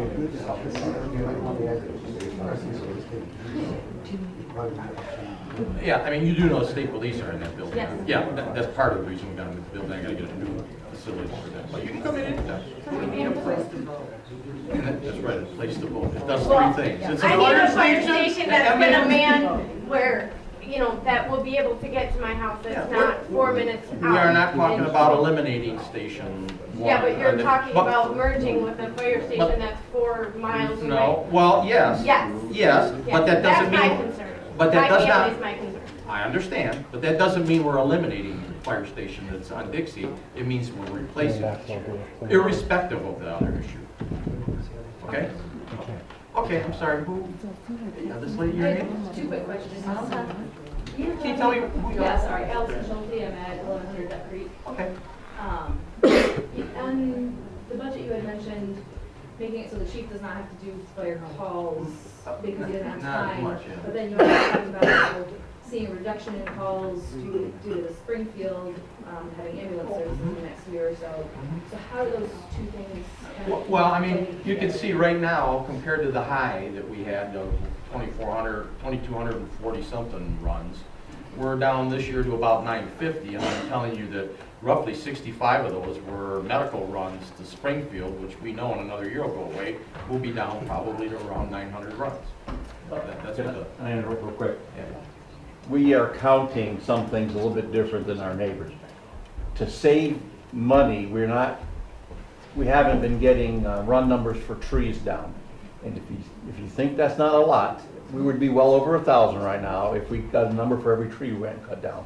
So the best way to say is we would have been at 1,000 runs this year easily if we counted every one of those trees up. And we don't make any money on trees, obviously. So You get firewood, right? we get fire. No, we don't take that firewood. Okay, I'm sorry, did that answer your question? Yeah, and then I just had one other question. I'm fairly new to the area. I guess what would help me is understanding what would a merge look like. I mean, do we keep our fire stations and our fire personnel? What does that Ideally, look if there's a merger, we keep our fires, they all become part of the fire authority. Excuse me, the stations don't go away, and neither do the personnel. They all get absorbed by the entity, is what happens. Yes, we keep our firefighters in our stations. I just didn't know. Yeah. Is it under a different command though? Correct. Yeah, we'd only be 1/3, right? Correct. I'm sorry, I didn't catch the comment. The We'd comment only be was- 1/3 partner. If we merge with NACFA, there's already two entities in NACFA, which is Holly Township and Rose Township. They both have 2 members on the board. If we merged with NACFA, we would be 1/3, so we'd have 33% of the vote. So it would be 2 of the fire board members, they would all meet, I think it's once a month, isn't it? Yes. Okay, so once a month they meet. So we, basically, it's the group, the decisions are made by the group, so. Thank you. George? I think it might be helpful. George is the supervisor in Holly. I'm Howard Township Supervisor. I think if you mention that the authority is created under Public Act 51, and you can go to the state and look at Public Act 51, and that tells you how the authority operates. Thank you. And the next row, I'm sorry, that lady? I'm Debbie Harrison, I live at 900 Hollyview. I guess my question is, how does that ORV park factor into your runs? Do you think your runs are gonna go up? We've talked to the other ORV parks in the area, and honestly, most of them say, well, none of the fire departments run them. They just say, well, there's an ambulance company that takes care of them. They do about 2 to 4 calls a week. So it's not a real big issue to us. If it was 60 calls a week, well, now that's, okay, that's something significant. But 2 to 4 calls a week, it might make up for the difference that we get in Springfield. It probably wouldn't even be that big. The type of activity that's at that ORV park doesn't tend to be the same type that's at Silver Lake where the dunes are on the west side. That's a huge park, I think 450 acres or something. And those are usually very high-speed off-road vehicles going up the dunes, and typically what happens when they have an accident is somebody didn't know that you're supposed to go counterclockwise, and they both ran up a big dune and hit each other full on, and that has a bad accident. They have some of those at Silver Lake. This kind of facility, from everything we've done on all the test events, frankly, we haven't had anybody get hurt, and we've had as much as, what, 400 or 500 Jeeps on there at the same time. It's gone very well because they don't tend to be going, you know, full tilt on the type of stuff they're doing. It's more like obstacle crawling on a lot of it. Honestly, I expect more calls like heat exhaustion and sick and things like that rather than accidents. Can I have Just the like last Monroe. resident's name again? Your name again, the last one? Debbie Harrison? Thanks. Okay, and I'm sorry, who's next? I don't want to miss anybody. Is there anyone in there? You? Yeah, my name is Lisa Swansea. I live at 1831 Bird. Mr. Palmer, this is the first time I have been at one of these meetings. You disgust me. At the beginning of this meeting, after it had been called to order, you're talking back and forth to the chief, and you ridicule a township resident who called for help. I don't know who I. Oh, You Linda may, says- Who? Linda says she wants. right. I wasn't trying to ridicule anybody. I was simply saying I think that the fire department did a good thing. So if you thought there was a ridicule, I'm sorry. It was It when wasn't you commented intended. on his size and you laughed and, yeah, I'm sorry if you took it that way. It wasn't intended. I'm sorry. totally an inappropriate way to use your office. Okay, is there someone else, this gentleman? Doug Denstead, 15442 Oak Hollow Drive. I've heard you say several times that if we join NACFA, that the current firefighters would be absorbed and continue to function. But I've had some contact with some of these firefighters, and I'm getting negative vibrations from them that that's not entirely the case. I mean, I think They would perhaps be they're- offered the same job. Whether they take it or not is up to them. They're not, I mean, they're not indentured servants. They come and go. if they've got some unhappiness about this, there's got to be some change there that we're not seeing. Okay, I guess I don't know how to answer that right now. No, but I think it's something that needs to be answered. Okay. What thank is you. the unhappiness? I don't have the details, I'm just telling you, I've had contact with some of the personnel, and they don't like the merger with I'll NACFA. address that. I will freely admit there's a trigger when we start talking about NACFA. I can't put my finger on it. It's the same as I can't tell you why the Democrats don't like President Trump and why the Republicans didn't like Obama. There's something there. We can't say, you know, we don't like George. We can't say we don't like Lieutenant Decker or whoever. It's not an individual. It's not. I mean, they do things differently than we do, but it's just one of those things. We have people either work for us or we work for other departments all around us. Brandon, Springfield, Independence. Actually, 30% of the people at Independence came from Groveland, if I remember correctly. The village of Holly and Springfield. We don't have any guys or any people that work at NACFA, and none of theirs work with us. It's just, you know, it's your stepbrother that you can't get along with, I guess. I guess the only point I was trying to make is those people, you know, assuming our service remains the same, those folks that are employees of the township are directly impacted. And if they have some concerns, I think they need to be identified and addressed. If I may again, that's why I'd rather keep it in Groveland Township, reduced by one person. I know the people that we have here now would be happy with that situation, but if we join NACFA, I would be afraid that we would lose a lot of guys, and then you don't have those people in the township to help cover. And that's why I'm proposing that. We go back to the 2006-07 manning levels when we had the same number of calls. Actually, That was all I had. of more calls than we have now. Anyone else? I didn't want to. Yes, sir. Bruce Donaldson, 15456 Oak Hollow Drive. Uh-huh. A lot of the discussion has been all financial, but I think any studies should be accompanied with the performance numbers as far as, in other words, what is the current response time? What do you think the We have response looked at time is? that. They're virtually identical. They're all around 7 I'd like to see the ISO report from. I have both ISO reports. They're identically rated. We're both threes. You guys got a 3 with only, man in the engine with only 3 people? No, I'm saying we have an ISO rating of 3, they have an ISO rating of 3. He's tracking time response But time. Well, it's not, Almost every fire, we looked at that before. Almost every fire department out here has got an average response time of 7 minutes. That's what ours was. Theirs was 6.9, I think. I call that 7. let's say if we got a call right now for a fire at my house, you know, the people who, you know, Station 1 would respond with an engine and maybe a tanker. Station 2 would respond with an engine and a tanker if we have people. Russ Adelholt lives right around the corner. He'd go grab the tanker at Station 1. So, I mean. Yeah, I was a volunteer Okay, for so you know. EMT for 10 years, so. Yeah, so you know. The thing that had me confused too, and you talk about this mutual aid, that you dispatch, there's multiple dispatches on every call. It's automatic now, because all I have to say if we have a fire is say, dispatch, give me a box. And that will automatically activate Springfield, Knoxville, all the people. We have every section.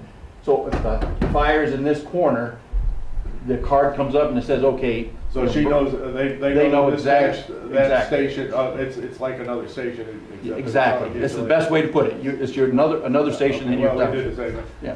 And do you have a mutual aid contract? Yes, we do. Is there a contract? Yes, we There is do. a contract. Yep. And is that? Signed by all the chiefs. You know how long it took to get that signed? Yeah, well, You're slow writer. okay, so is it possible to get a copy of the ISO report?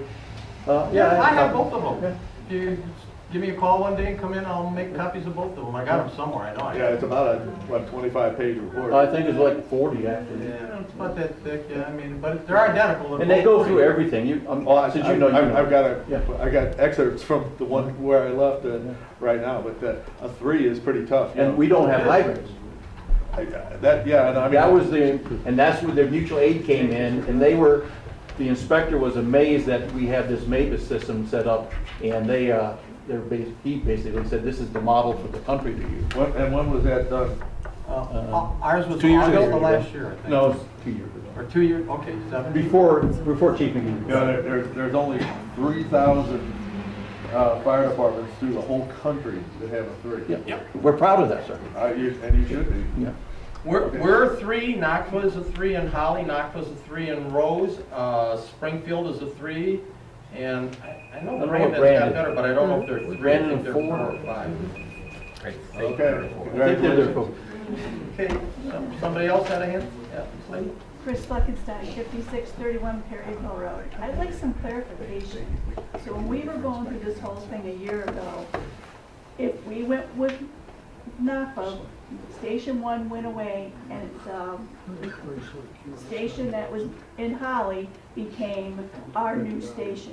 Are you now saying? When we looked at it, that was, I'm being honest with you, I understand what you're saying. The study was not done. Somebody said they wanted a survey done, and Dale said, then we're gonna do it, by God. So we set it out based on what we had, and yes, that original survey that went out was assuming that we wouldn't use our Station 1, that we would be relying on the station in Holly. But that's not what we're saying now. So now, if they do join, there's still going to be a new Station 1 Yep. built at the existing site where the Mavis is. Mavis is? I have to have some place to put the state police. Why? Pardon? I know that, but if there's going to be a new fire station Yep. at that location, Yep. regardless of what we decide. That's right. And what about the new training center that's coming in? Is there a new training center? Oh, that's the fire. Yeah, it's going behind that building. Okay, so is there not any revenue coming in from that if other fire departments use that We're for talking, training? if we could charge for that, we initially asked for Springfield, when it was a lot smaller, said, can you donate, so we buy the containers, can you donate $1,000 for that?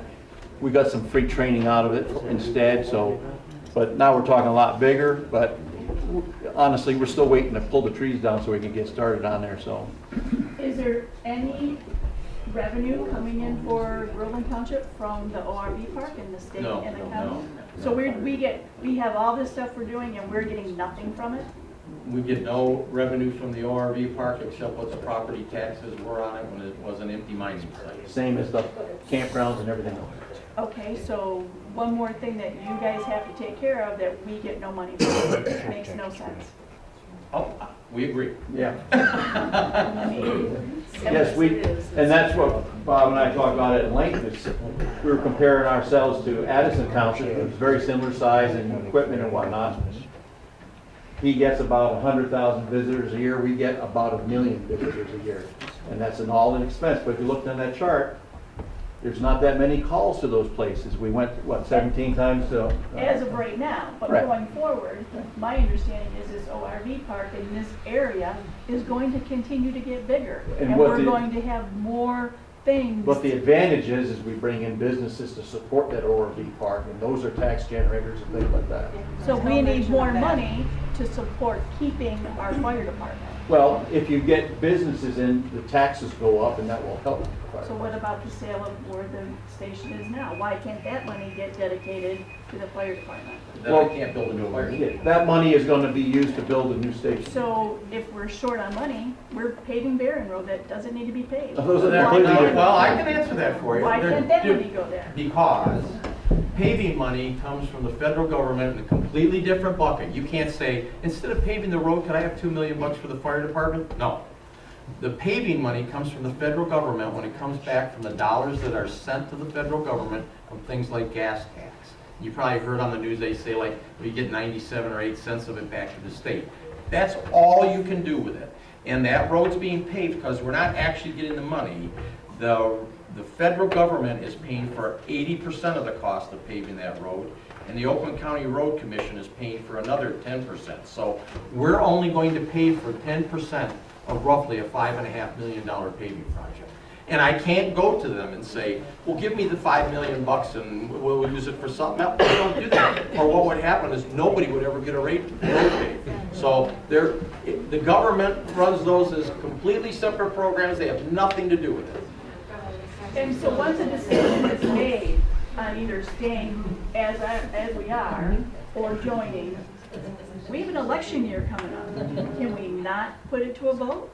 As far I as don't a know how you could millage do or that things coming the to way it is now. I think what we're going to do is have what information we need so that we can do this sometime between now and the first meeting in January. We've studied this to Groveland Township. He needs opportunity to go through his numbers and give it to us, and we need to true up some stuff, and I think it's an administrative decision made by the board on how we run the facility. Well, I understand that, but it's the residents that are gonna suffer or not, depending on what you decide. So it should be the residents' decision on whether we wanna join another company or whether we wanna stay as we are and possibly raise our millage. That should be our decision, not just your decision. Okay, thank you for those comments. Okay, is there anyone else that wants to say? Lady? Hi, I'm Susan Taylor, 508 North Grant Road. I'm really confused as to why we're broaching the subject again when in May of 2018 there was a petition, and in that petition was a mill increase of 1 and not merging with NACFA. No, that was not what was in Now, there. yeah, oh, I have the petitions Well, if that you I have the collected petition, I'd like to signatures. see it, because that was not a petition. Can I finish, please? Two Can I different finish, things. please? Okay. Furthermore, fire and EMS is the only service that we receive in Groveland Township. The only service that we receive. We don't get garbage, we don't have sewers and water, okay?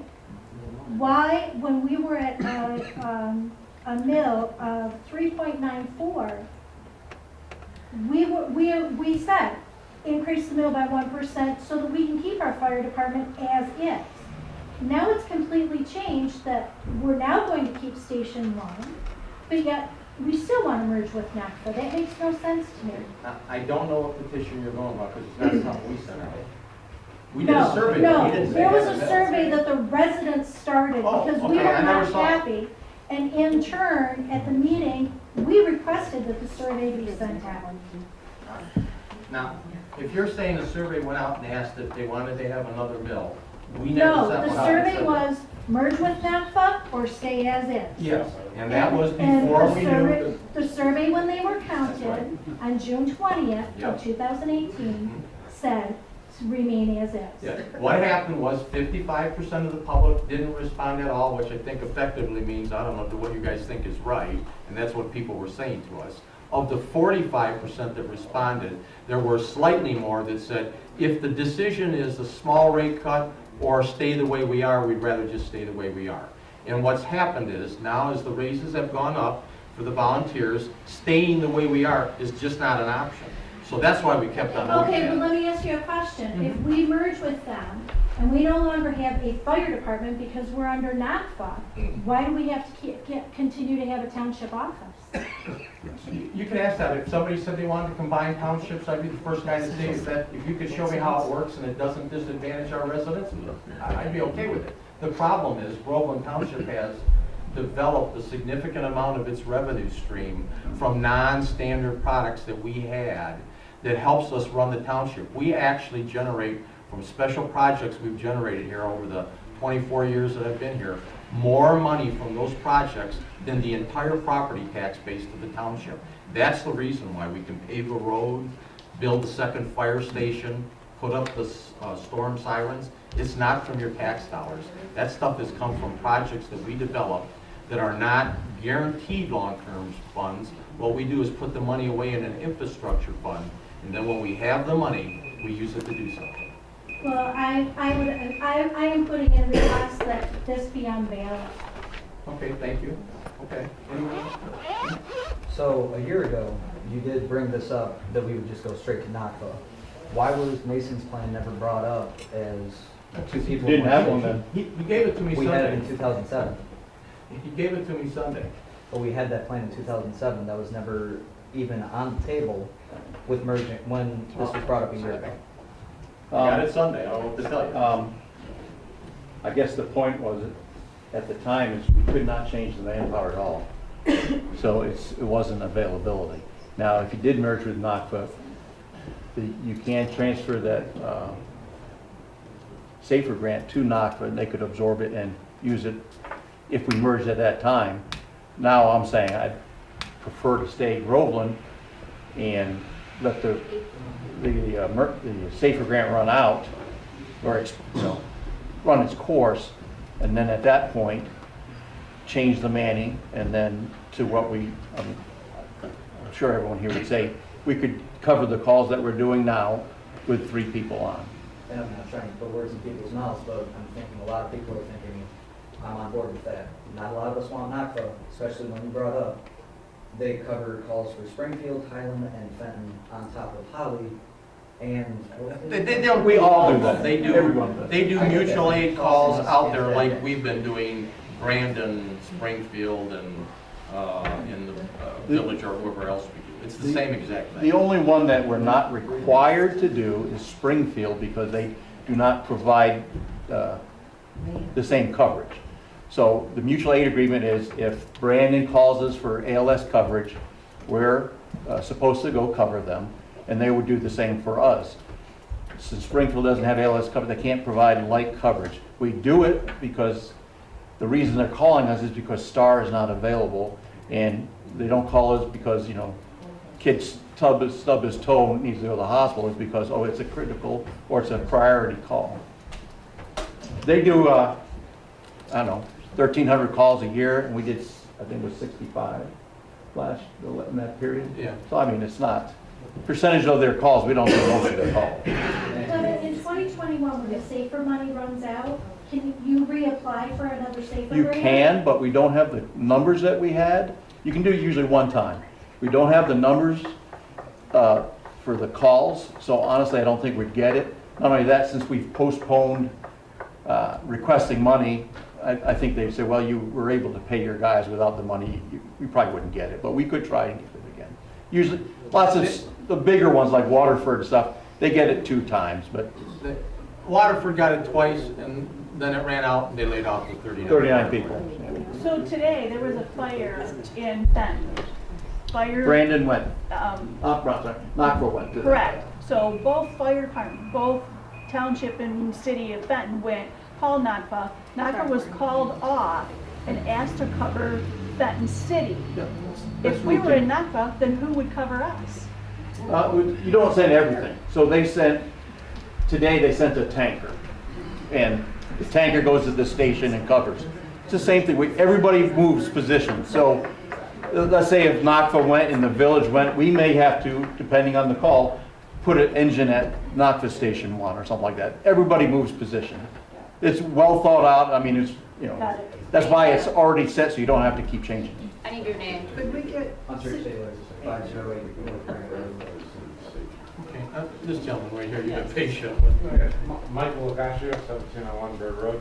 A little confused here, Chief, if I may. You said that we currently are still putting more than 50,000 into operating for new equipment. Right. And we haven't taken any of this grant out, yet we're saying that we're going to be short on funding. Because if I give everybody the large pay raise, Right.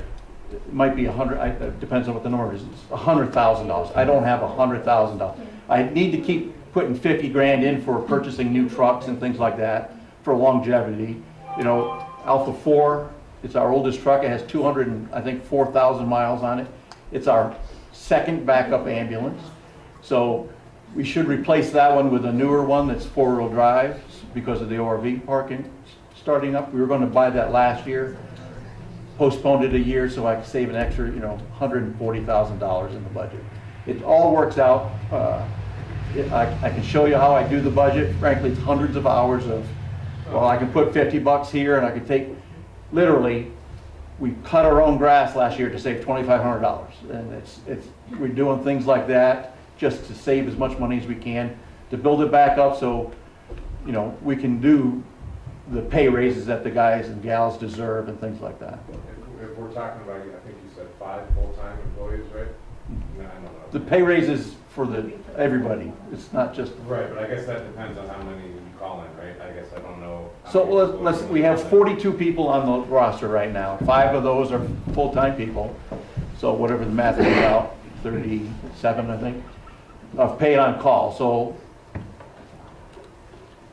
Ethan Ogans lives in the township. He's a paid on call guy. He works shifts. He works every Monday, but he comes to calls in the evening. So he gets paid for working the shift. So he's currently getting $12 an hour to work. And I'm considering raising that either $4 or $5. So I'm fine with no raise. Well, but we have to stay competitive here. Definitely not doing this for the money. We have to stay competitive, otherwise we won't be able to bring more people in, okay?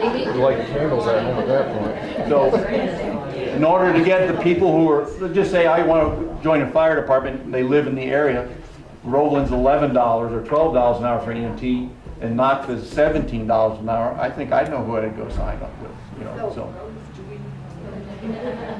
How many of our on-call are actually Groveland residents? I don't know. We do have, that number is. I'd say most of them, if not. I'd have to look it up.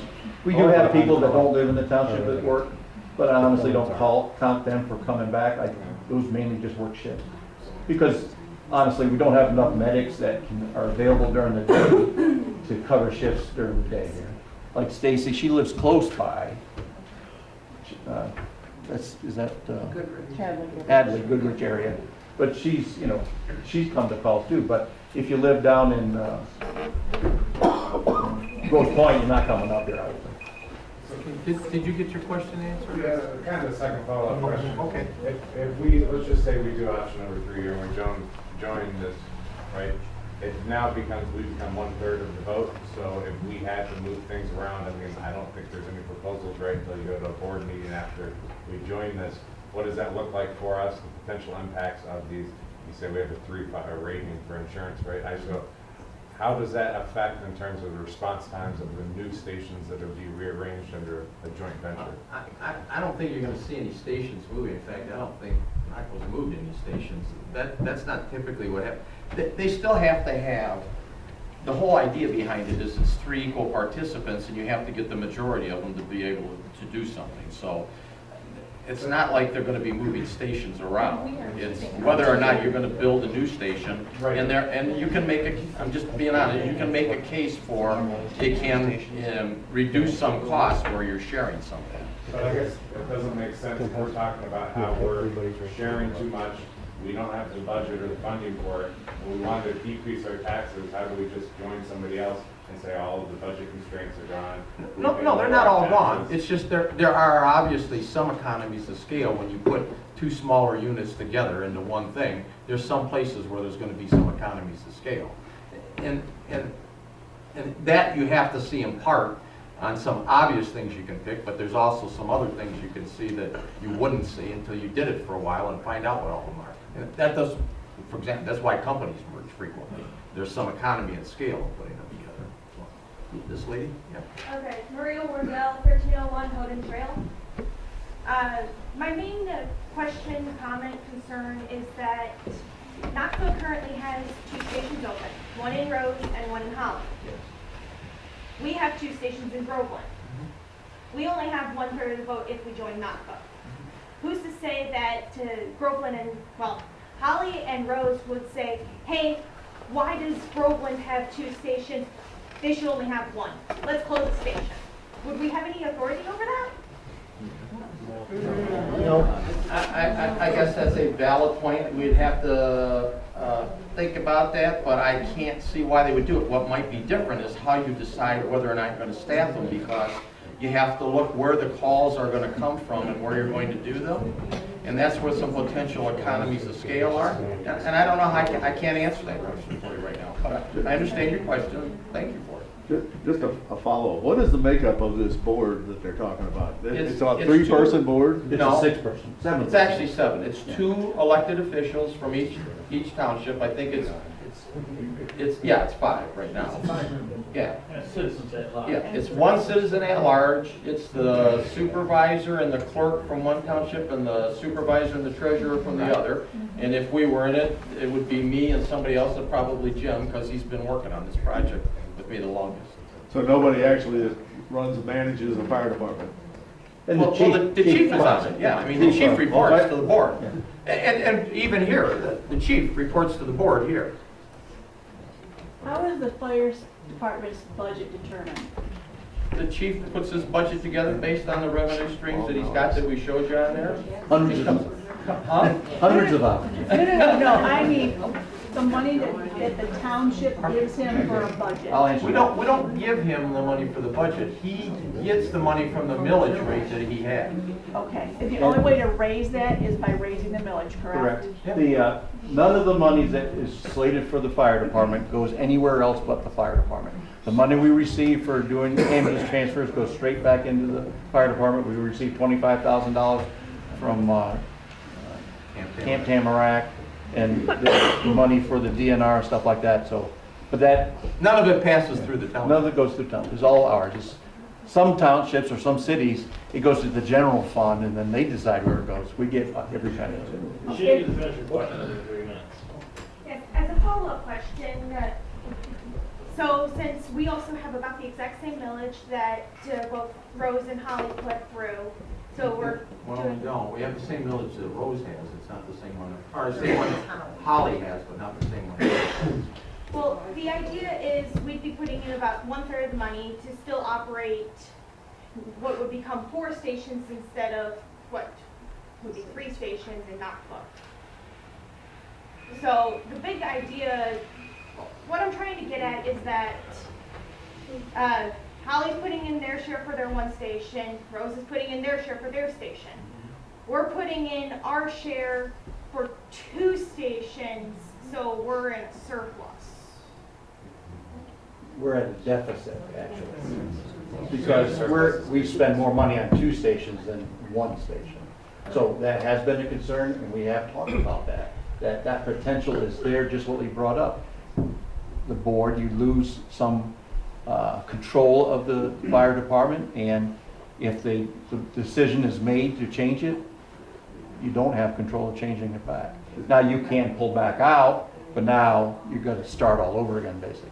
Is that on any capital expense? Any capital expense? What if you decide you want a new engine? You now only have to pay 1/3 the cost of a new engine? Correct. Well, the new ones get bought by the authority as a cumulative. And then if you decide to break away later on, that's when the lawyers get involved and figure out, well, you own 1/27 of this fire truck, and so it would be very difficult to back out again, I think, personally. Yes. Yeah, I have a question. Have we explored the option of no raise for everybody at the fire department? I personally, I don't really need a raise. I mean, we should add a 4th option on there, quite honestly. Personally, I don't think it's fair to you guys not to give you the raise. I do agree, but it's not in the budget, and, you know, I understand that. But it's we're still going to an bring option. him on, and then we're all set. Can I ask And then, By joining the North Oakland Firefighters Association, how are they gonna get the raise? Is that gonna come from the, They get paid from North Oakland if we so North join. Oakland will pay the It's raise? part of by it. the- They're all one department. We don't have to pay them anything for joining with them? No, we pay every month. I mean, we pay 3.5 mils to them. The money the fire department would normally get, they get. That would be more money joining them than would be 3.5% raise? Should be. So Ethan, I need to ask you a question. Yes. All right, because I did make some calls to some firefighters not in Groveland that I knew today, and tell me what's so special about Groveland. it's No, 0.9 seriously. miles from my house. Not just, it's not just that, it's more than that. It's not because I've you're been here for close. 12 years and I love it. You know, it's a Come on. part-time thing. I don't know what you're getting at, just say. No, I'm telling you, why 'cause I grew up here? Groveland? Why wouldn't you want to work somewhere else? Why do you Well, want yeah, to? I grew up here, my parents live here, the family's here.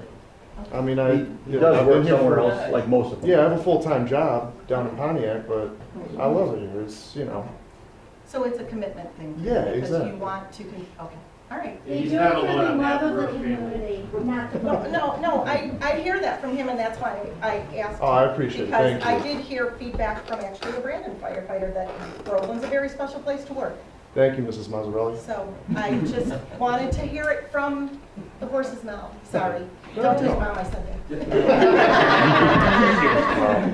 Thomas Pokorski, I'll spell the last name for you later, 7301 Groveland Road. What did it start with? It's Thomas, last name is Pokorski. It's P like Peter, O-K, O-R-S-K-I. Okay. Good? Yeah. All right. I've heard a lot of, we have to discuss this, we have to discuss this, we have to discuss this, so I want to know why the push for January. Well, because. I understand you say it's I've an been looking at it for administrative 2 matter, years. but why January? I think we need to get this done because we've been looking at it for 2 years. We've analyzed everything we can think of on it. And part of this is because we've been looking at the fire department, just so you're clear, the fire department actually hasn't been running the way it used to for about 15 or 16 years. We've come very close to burning through all of the cash at a couple of points.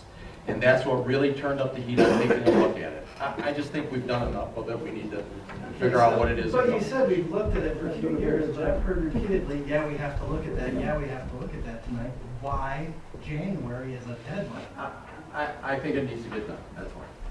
I guess I don't know what else to tell you. I I don't think there's any advantage in studying it any longer. We've looked at it. I have another question. It actually goes to your plan with the 2 different staffing levels. You said it changed in 2006, 2007? We went from, I think it was 2000, partway through 2008, we picked up covering ALS overall coverage for the village of Holly. Okay. So at that time, we added the 4th person on, so that we were going on so many calls to the village that we left the township vulnerable, so we added the 4th person. And then eventually, and soon after that, we had this thing called third rider, where if you're a new person, you do third rides. Well, we ended up making that a permanent thing, so instead of just a new person, we added basically a 5th person. Okay. The last thing I have is actually just a statement. If you need to, just raise my taxes. I'm that person. Okay. Thank you for your comment. Okay. Matt Decker, 772 Grange Hall Road. So NACFA is offering to keep both stations open, keep 4 people on staff, give a $5 an hour raise, and keep our mills at 3.5. That is stuff that has to be ironed out. Then I've talked to them, and the 3.5 mils is the number they're looking at. Okay. I've told them we have 2 stations and we want to keep both of them.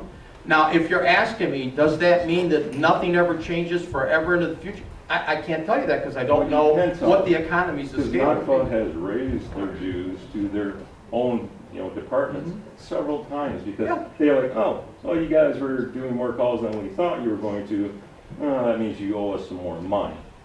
So, saying that we're going to be at 3.5 mils by just joining NACFA, that's a pretty hard. No, I'm telling you that the discussion that I had with them is, that's the millage number that the chief told me they're looking at. A contract saying 3.5 mils. To that point, before we would do it, That would have to be in a contract, yes. So why were you even discussing it if they haven't even offered that? Because of the discussions with him, he's told me that's the number they're looking at, and I said, well, really, that's the number we build for decades here, and that's the number. My last comment. Do you understand what the morale of this whole process Yeah. has been done to the staff?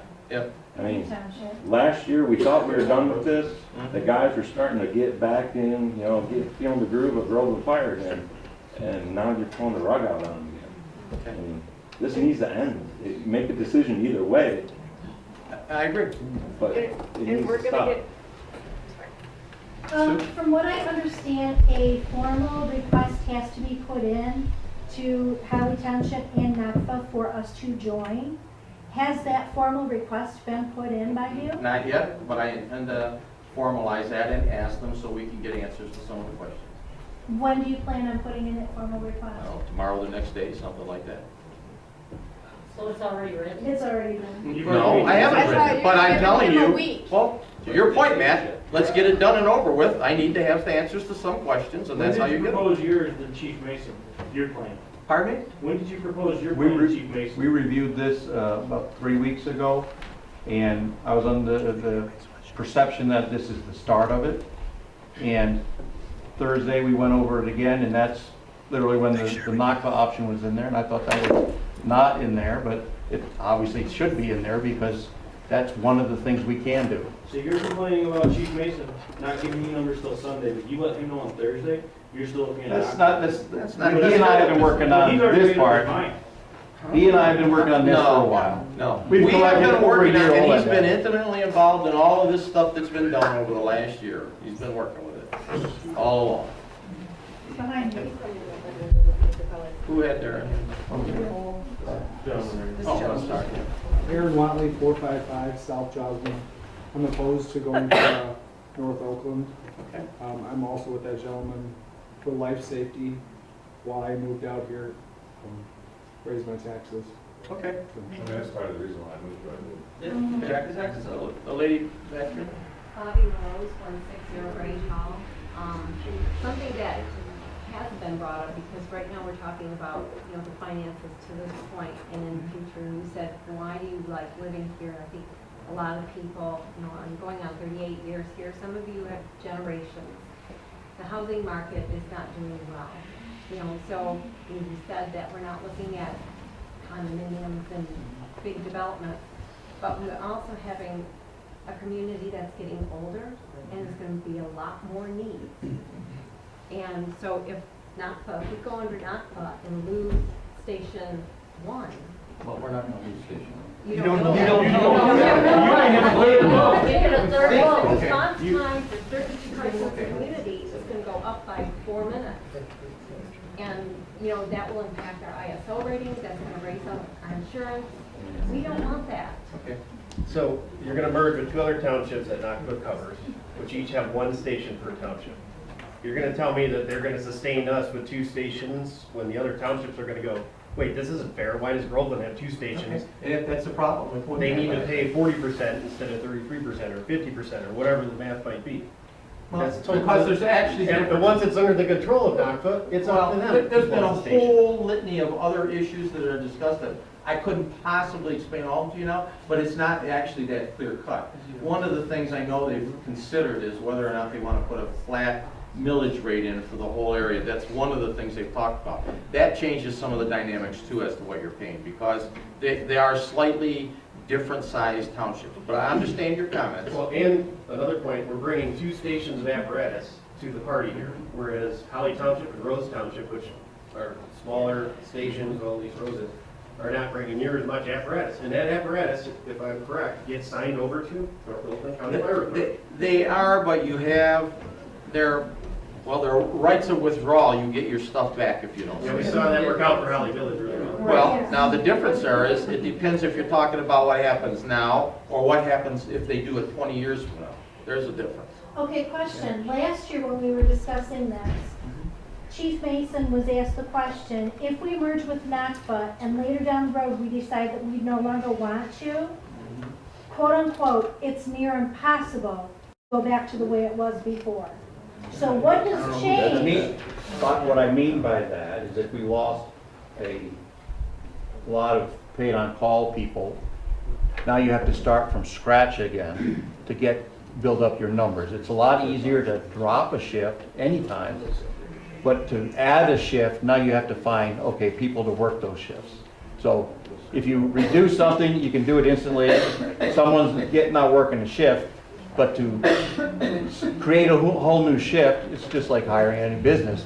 Problem is, ours is 24 hours, whereas a business is typically 8 hours. So that's what I mean by that. It's not, I guess I'm saying if I said impossible, it's going to be very difficult to do to get the people back in, especially if we're not paying the same as not. Well, beyond that point, Chief, just one more thing. And I said it last year when we went through this, I'm going to say it again.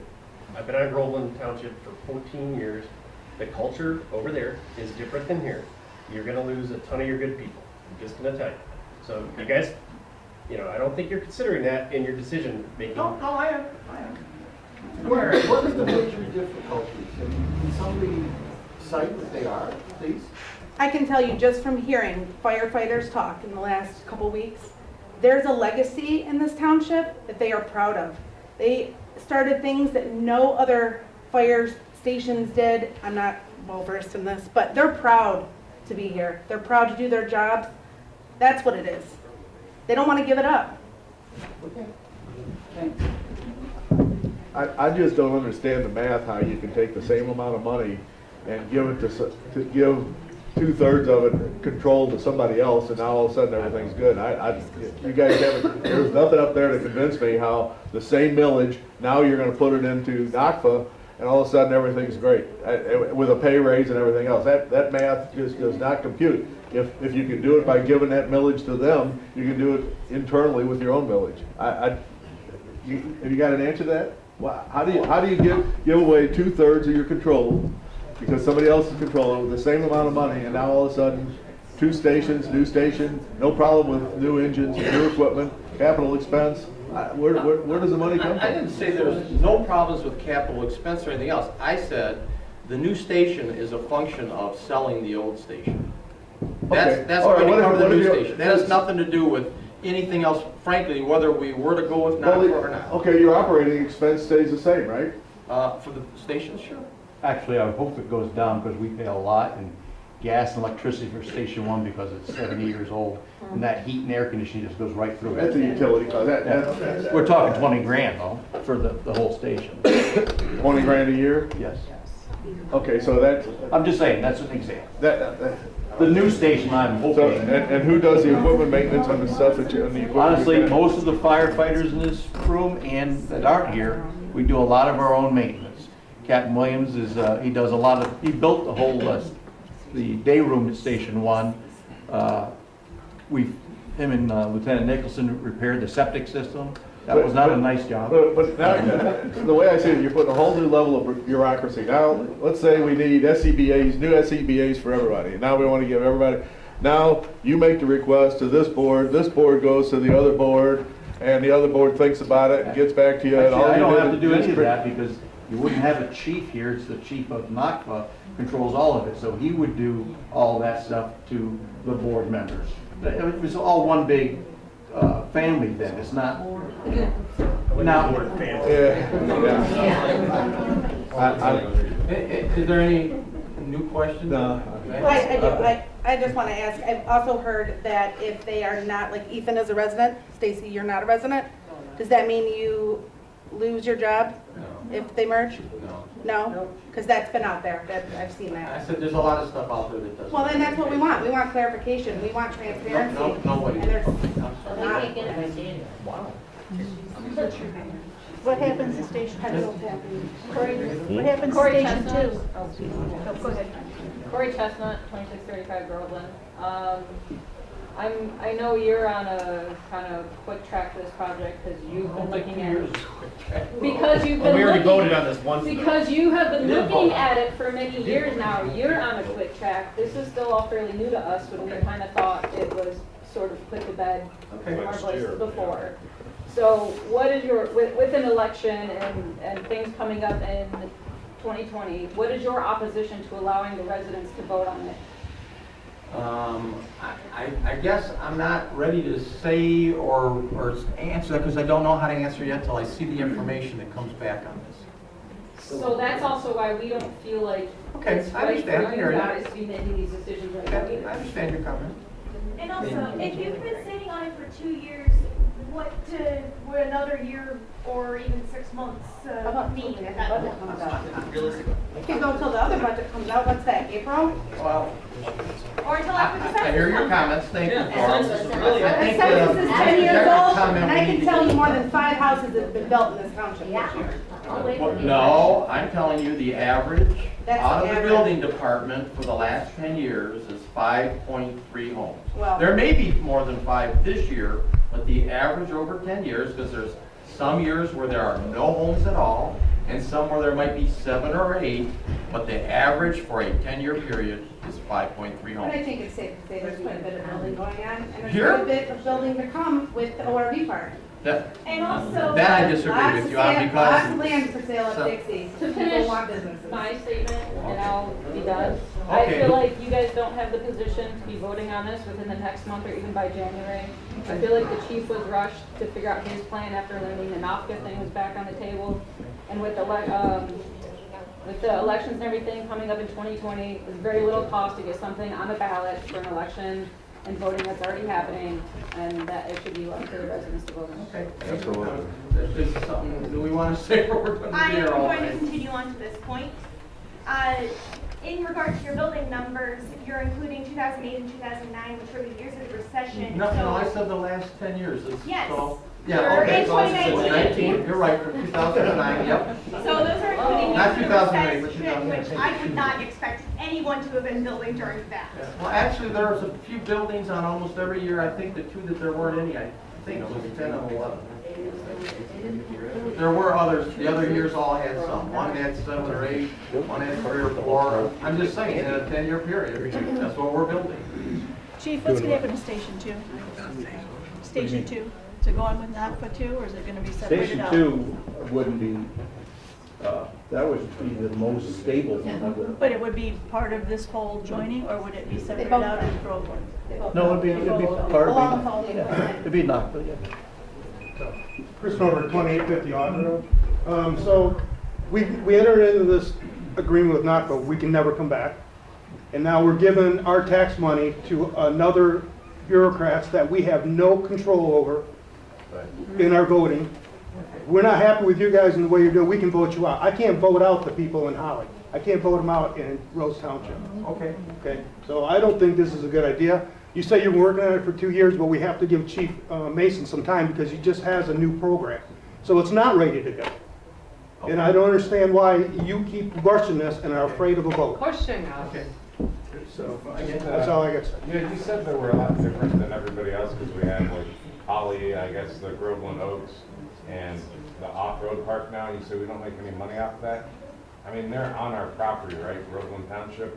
Isn't there contracts that are signed and negotiated for the kinds of money that should be paid for services? No, the state and the county that own property determine what is paid. The ORV park's owned by the state of Michigan. Didn't you sell that property though? Pardon To me? the state? No, we Did didn't sell Groveland it. Township own that? It was owned by a private individual that ran it as a mining pit for about 50 years. He sold it to the state of Michigan. The state of Michigan paid for the property, and Oakland County has the management contract. We still own that other piece. Well, I have a question, because you said that you figured you were only gonna make 2 to 4 runs to the ORV park. But then you said that you need a 4-wheel, I understand replacing your ambulance, but you specifically said that you need a 4-wheel drive ambulance for the ORV park. We're all still in negotiation to get some equipment from them. We've all actually talked to some people there. One company who's going to donate a piece. I've actually asked DNR for a specific vehicle. But coordination with Oakland County, that's always been in the works. So they would help provide. But we've that. taken our 4-wheel drive ambulance out there, tested it. We can get up pretty much everywhere with that. So. I guess that's where I was going with it. It sounds like we needed special equipment. To But we're not service talking, we're talking maybe one vehicle or something. A lot of times you can get grants for that. So.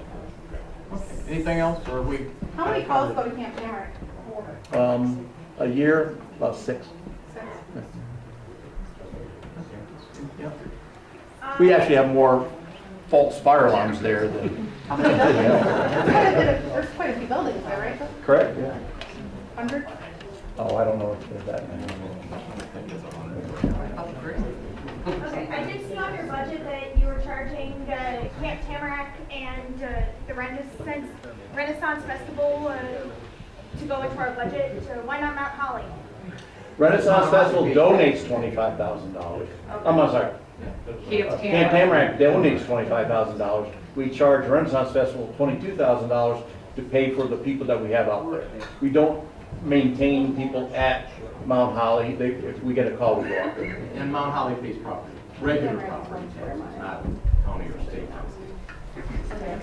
Stacy had a question. Stacy. Oh, sorry, Stacy. You said in the next day or two you're gonna go sign a contract with NACFA to get numbers. That's what you said. No, I said I'm gonna send a letter to say we would like to explore it so we know what the remaining issues are that we can answer questions on. I'm not signing a contract. Well, that's why I'm asking, why you Yeah. said you were gonna sign a contract just to get. No, I'm not signing a contract, I'm signing a letter of interest to get the discussions going, so things that we've talked about can be determined if they can be memorialized if we were to do a contract. So since you're the new information officer, is that gonna go public when that happens? Yeah, when we get it done, Well, no, not when we get it done, but as it's going along, updates. if we get to a contract and we get to a decision, all of that will be made public. If we get ready to do it, it will be public. Or you're just gonna let it sit till we're all screwed? No, before we sign the contract. So basically, the five of you are going to decide for the entire township of what you feel is best for us, and not take into consideration our opinions, our wants, our wishes. No, we're taking your opinion and wants right now, but this isn't 5,500 people out here. Okay, when are you gonna make this decision? Because you're pushing for January. When I have the rest of the information from Chief Mason, and when I have the rest of the information I need from the North Oakland Fire Authority, And once you get that, you're going to make the decision. we're gonna sit down and go over it and see what it looks like. And why not have a special meeting for the residents at one of the auditoriums, like Brandon or Holly, to put out the information? To put out the information so we know, and then maybe we could vote on it. That's a possibility. No, the special meeting would probably. Will get you the guys be able to put out documentation. information out in, like, board meeting packets, like most other townships I'm aware of do? We do put out board meeting packets, what do you mean? To the public? Yeah. On the website? On the website or in the? Well, we put the agenda on the website. The agenda and meeting packets are completely different. Oh, you mean the support data behind it? I don't know. Most Because then when you towns guys are discussing, you guys are flipping through things, page 21, whatever, we have no clue what you're talking about. Okay. And the meeting Okay. agendas are not posted on your website in a timely manner. They're like 5 months behind, so. Yeah. The completed ones you Yeah. mean? What's, isn't the agenda. minutes? The Your agenda. agendas, everything on your website is not up to date. Really? Yes. I have just one more question. When you talked about the survey, Yes. when you talked about the survey or the, I'm sorry. Go ahead. Go ahead. When you talked about the survey or the petition that you said only 45% of people responded to, That we made. so do you count that 45, or do you think, well, more people didn't respond, so they must agree with us? No, what I said is 55% didn't respond, so I can only assume that means they were pretty good with either way, do whatever we want. And I've had people call me, why are you even asking us? Just do what you think is right. Of the 45% that responded, it was very close. It was, and what I said is typically, when we do a survey to the public, when we ask something, we get like 70% or better one way or the other. It didn't happen here. It was very, very close. Of the ones that responded to half and half. It was a little bit higher on the keep it the way it was, and that was predicated on no increase versus some reduction. I think any future survey should use something like SurveyMonkey, that it's an all independent accountant that goes out to everybody when it's. Well, we did the counting on it here. We had Like the I said, I citizen think it would be paper was better to use, here. I think it would be better to use it. Yeah, okay, I don't know if the monkey survey does that, but Yeah, it we did does. it I've used it. with the citizen here when they were opened, Everybody got to watch the counting of the ballots as they, the survey as they came out. But that survey, Bob, you only sent one per household, correct? Not one per voting person? Because it wasn't a vote, it was a household survey. We sent one per household that had it registered for their. So that's not really fair to say that you only got 45% back when you didn't Well, send I them mean, out you can to make the same every voting excuse on person. both sides. Or are you saying only the residents that said they wanted Groveland Township, they have a lot of people living in them, and the ones that said they were okay with going to Nakba, they only had one person with them. When you're doing a base that big, your statistical average. Well, it's more It was to reasonable get to- an indication of what the public found, and what we found is it wasn't overwhelmingly one way or the other. It was pretty close to half. But if you put it on the ballot, then we all get to, everybody has their individual Right. vote, and we're Okay. either for it, and you guys get to do it, or the residents say, no, we want to stay, like the chief does. Okay. It's black and white, you counted it, there's nobody that can accuse anybody of playing with the money, Okay. and everybody gets a vote.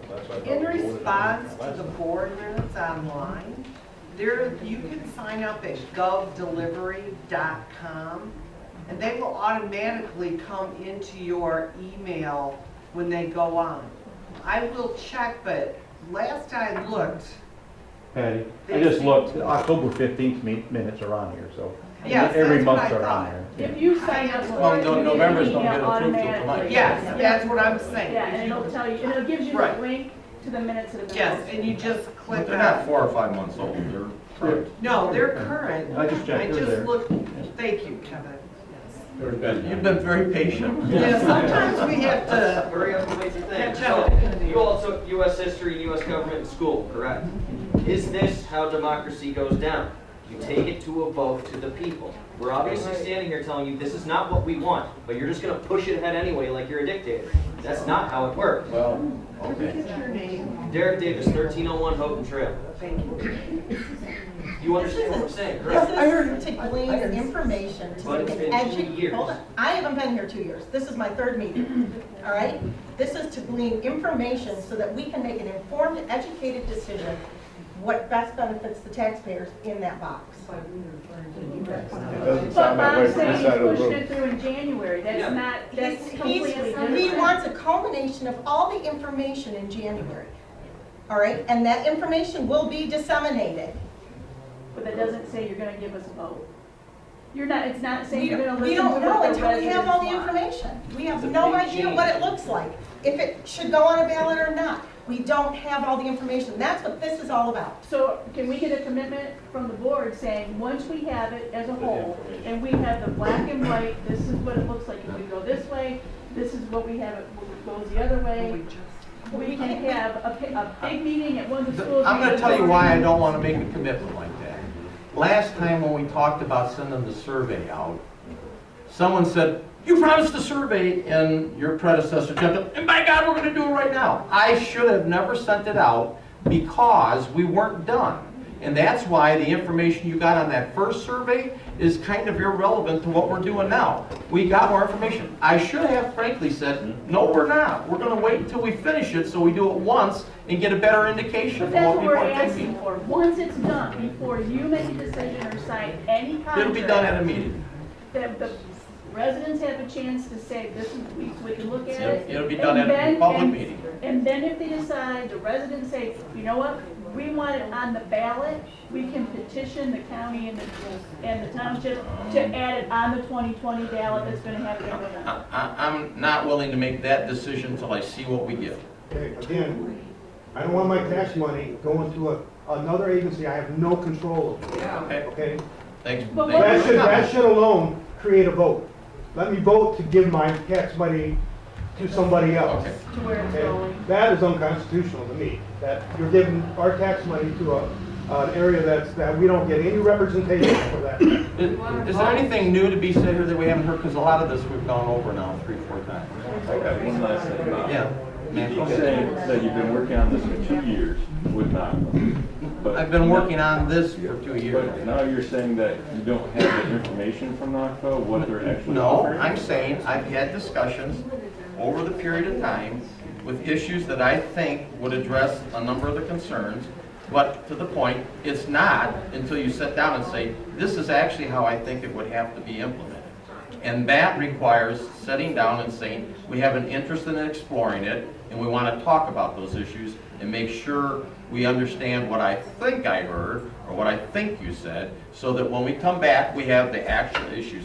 Here's what it would be if we did NACFA. Here's what it would be if we go ahead with Chief Mason's proposal. And that's why he's going to give me his tweaking on that concept he gave you tonight, so that we can look at those dollars and see if we agree with the analysis he put together. And in NACFA, I have to go back and say we've had a lot of discussions. Some of them have been spread out over the 2 years. I need to make sure that there's a consistency between what I think I heard and what he said, and that we agree on it. That's what it is. And I can't do that unless I sit down with him and say, now we talked about this or this or this. I want to make sure you and I are thinking the same thing. That's what has to happen now. And that's how you get the two of them so you can look at them. So he hasn't given you a proposed budget? Oh, he's done 2 or 3 different ones, and a couple of them I haven't even looked at that closely yet, because there's other issues that I think are really significant that I have to make sure we agree on. And one of them is, I want Station 2 to be replaced. No, Station 1. I keep on doing that. Station 1 to be replaced, the one on Dixie Highway, with a newer building. To me, that's a deal stopper, okay? Now, we've had that discussion. I don't think he has a problem with it. But again, I gotta make sure. So there could be something he comes up with, I don't know, and he says, well, we won't do that. Well, maybe we can't do it then, I don't know. That's the whole purpose of having the discussion. Okay, we covered pretty much everything? Okay. Is it new? Yes. Okay. I don't have a full grasp of this, but my understanding, and I don't, maybe you guys can confirm this, but a lot of people didn't find out about this agenda until just a few days ago, and it was through social media. So if you going forward and wanting to bring, getting everything on the table, transparency, everybody had to scramble to get here. But just so we're clear, I deliberately, so that trying to circumvent that from happening, I put it on November's agenda that said, we're going to discuss the results of the fire department study for the first year. And nobody called, and I know some of you people look at the minutes, so I put it on November in advance so that we could say it'll be the December meeting. So it's not like I was trying, don't tell them until the day we put the December agenda. I put it on November's meeting. And I know Dave asked me what's on the agenda, and I said, I hadn't gotten it in front of me yet, but I know we're going to talk about the fire department review. So it's not like I haven't been trying to tell people, or there's some diabolical plan to keep it a big secret. I have actually gone out of my way to try and get it out. Frankly, when we got here last month, I was flabbergasted nobody showed up because I had it on there. And I know people are looking at that agenda. Fire department review, that's a Pardon me? little vague, not very descriptive. Well, incredibly but that is what we did. We reviewed the results of an analysis that we did on the very first year of the township operating the fire department after we got rid of the Village of Holly. That's exactly what we did here. How about NACFA comparative merger? Well, all that is at the end of this, what do we think the alternatives are? And the chief said, I got another one I want to put on. I said, okay, great, we'll talk about that one. I mean, there's only so many alternatives. Do nothing, which I don't think is a good plan, and I don't think it's fair. Go ahead and raise the taxes to the highest in the entire state, and I'm being honest with you, I think that's a ridiculous solution to the majority of the taxpayers here, in my opinion. Or join some sort of an authority or do a modification of the way we're doing it. And what's come out of this, whether anybody wants to admit it or not, until we did this, nobody actually sat down and said, you know, we're doing less than half the calls we did in 2013 with exactly the same number of people. So maybe you think this was a waste, but I'm telling you, that's how you get these issues done. You need to understand what's going on. And until we did this, that never came out. Because it wasn't disclosed to us that you've been working on this for 2 years. People knew it when we did that first survey. She's been working on this stuff on there with us for the last year. There's been numerous discussions on it. Last year is when it first came to the That's head right. in May. You're saying you've been working on this for 2 years, which Right. is 2017. Because it was about a year before we did it in May. In your census. And we just found out about it in May of 2018. Because there's nothing to tell you till I see if there's anything to do. I look at tons of things in this township, and I don't bring them to anybody until I think I've got something we can talk about. And that's what happened. In May, we got to the point where we thought we were getting close to it. The mistake was, actually, we shouldn't have sent that survey out until we finished the analysis. You know, or I would have had the rest of the stuff on there. I didn't put on the survey. Send it out, and then at the next meeting, you said, well, we're kind of walking on it, I don't know if we're gonna send it out. After you promised over 100 people in this room that you were going to do that. We did send it out. But you were called out on it by a resident. We wanted to collect a year's worth of data. You can't look at the spring numbers and say, oh, this extrapolates out. You have to get a whole year. Or something, yeah. You have to extrapolate, you have to get the whole data for a whole year because we're slower in this, in like January, February timeframe than we are in the summertime. So I estimated we'd be around 900 calls, we're gonna end up around 950. If we were at 1,800 calls this year, well, I'm all screwed up, but it comes out that we're pretty close to the numbers that we thought we were gonna end up with. But literally, since we've been working with the village for so long, you know, the numbers could be quite a bit skewed. So we had to get a year's worth of data. Mike, you had a question? Actually, just Mike Donilon, 3916 Bird Road. Just wanted to make a comment. If you could, it'd be helpful to put your presentation up on the website along with the meeting minutes because the numbers up there that, you know, from a government, I work in a government entity and I looked at those things too and I'd like to better understand it. Okay. That's a good idea. We'll have to see. I think we can look that on there. Teresa, can we? Yeah, okay. Before January? One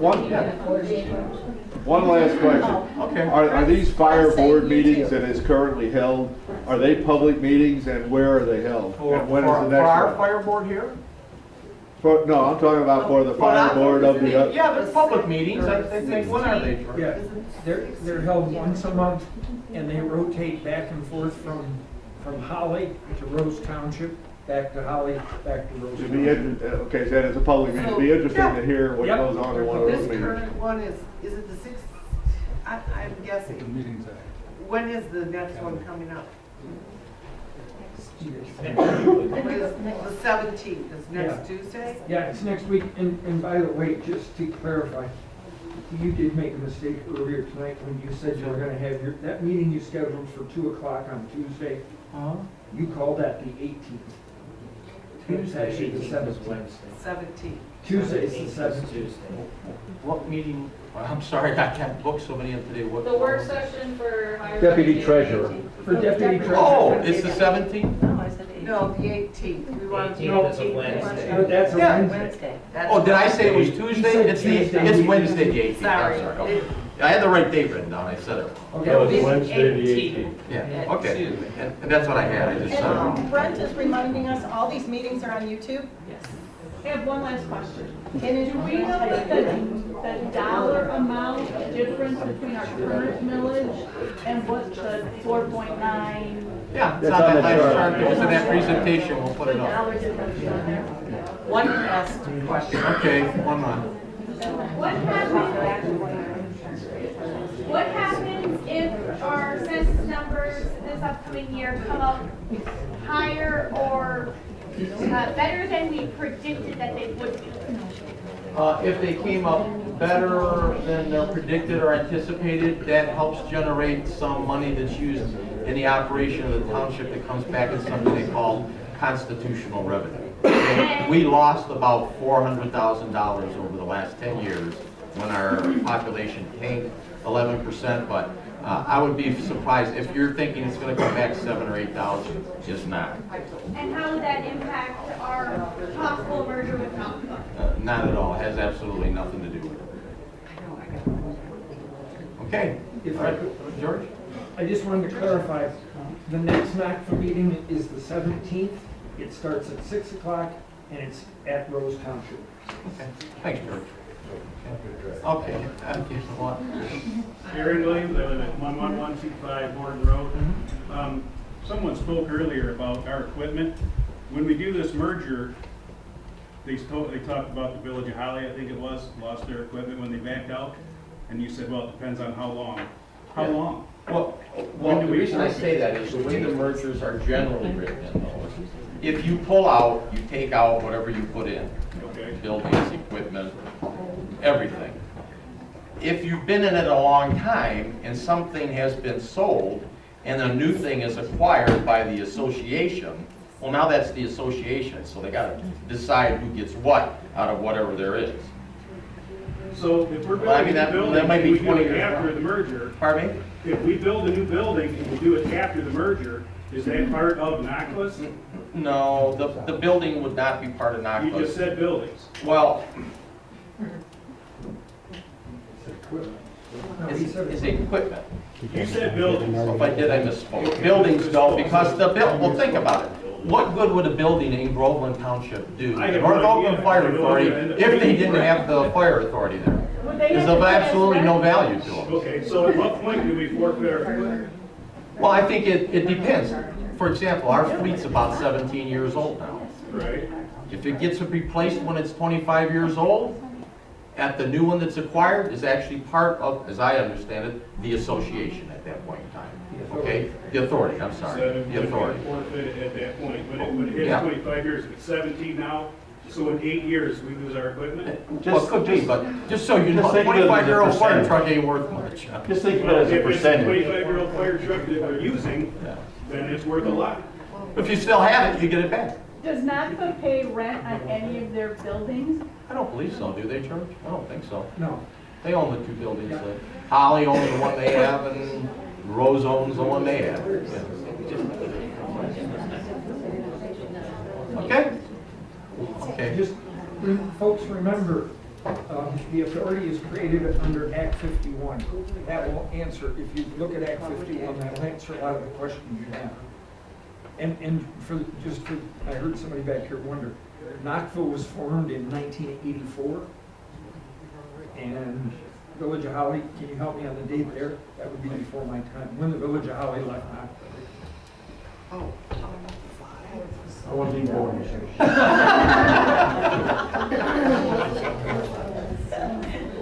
I don't know, it might have been 04, I'm not sure. I moved here in 1999, so I don't know. Was it over? 3 minutes is enough? Okay. Yeah, I think they had been a part of Knoxville for like 20 years. And they backed out in, I think it was 2008, I think, partway through 2008. Okay, so that was 4 years. Okay. We got one more question.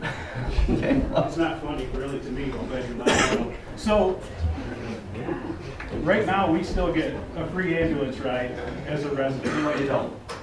Actually, under the law, we have to bill, and so does every other fire department, everybody that goes in an ambulance. They may have written it off for you, but by the law, we have to bill everybody. How many If you Groveland don't bill residents have you somebody, billed? you have to not bill anybody. I would be very curious to that. Pardon me? How many? It goes to the insurance company, and then whatever they collect is billed, let's say, if the difference is billed to the individual after that. And, I don't know anyone that's not billed. That's why I brought it up. yeah, everyone gets billed.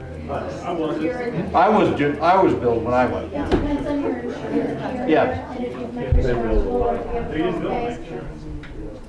Okay, we gotta move on, I think, at this point, to the rest of the agenda items.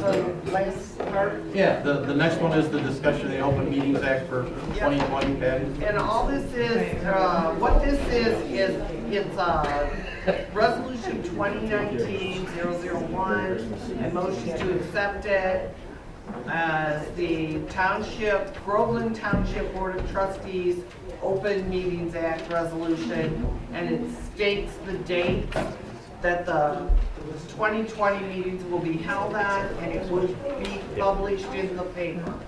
So my motion is to approve the dates for the 2020 Board of Trustees Open Meetings Act. Okay, is there a second to that? Second.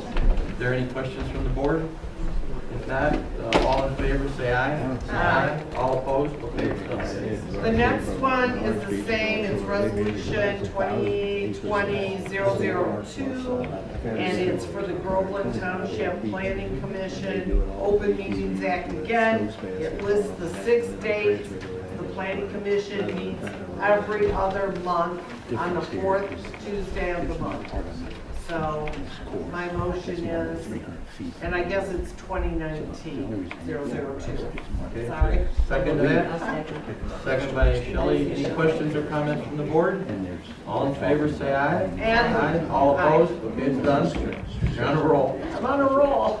And the last one is the 2019-003 resolution. Actually, these are, I'll fix them after. The Groveland Township Board of Zoning Appeals Open Meetings Act resolution.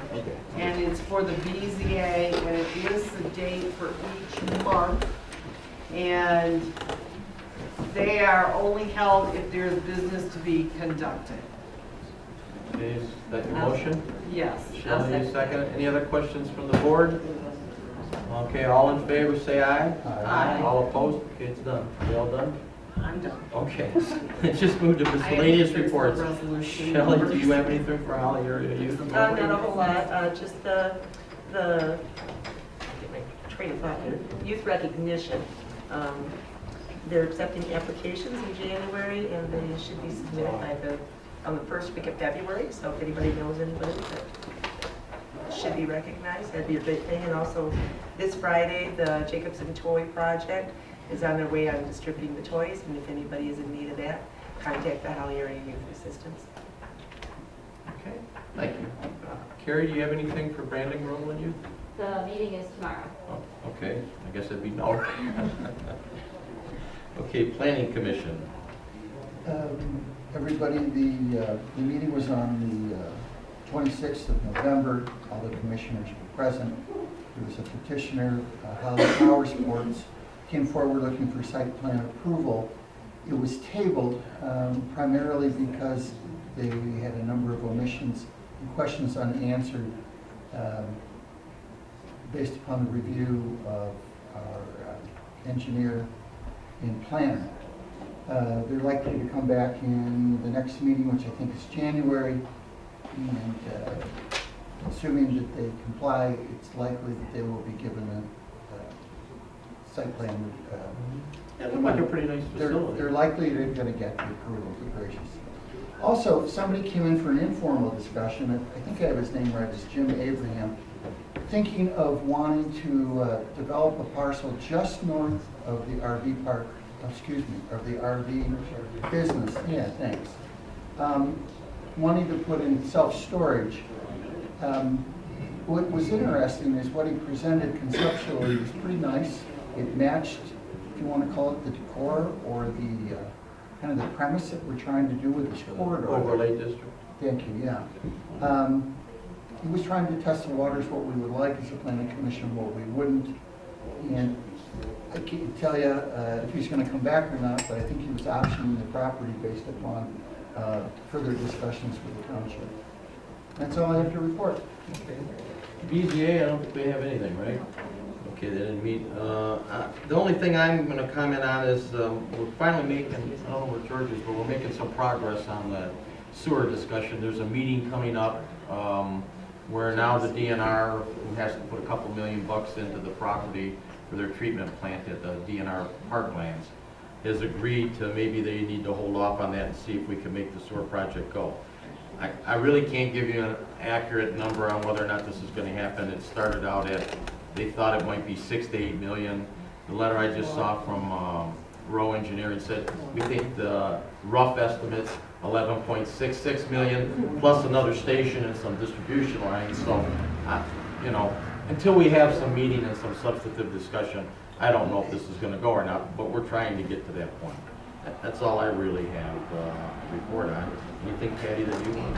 Well, Teresa put together what we're gonna bill OCC for the election. It's about $6,600, $6,600. So that one item, right? For the election, for the one proposal, a lot of money.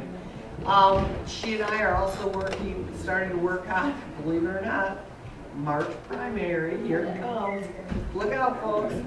So anybody wants an AV ballot, you still need to fill out your AV application. If you're not on the permanent AV list, please contact our office. Since Gail Carpenter is here, I'd just like to say Gail is leaving us. Her last day was Tuesday, December 3rd, and we're sorry to see her go, and we really do wish her the best. Thank you, Gail.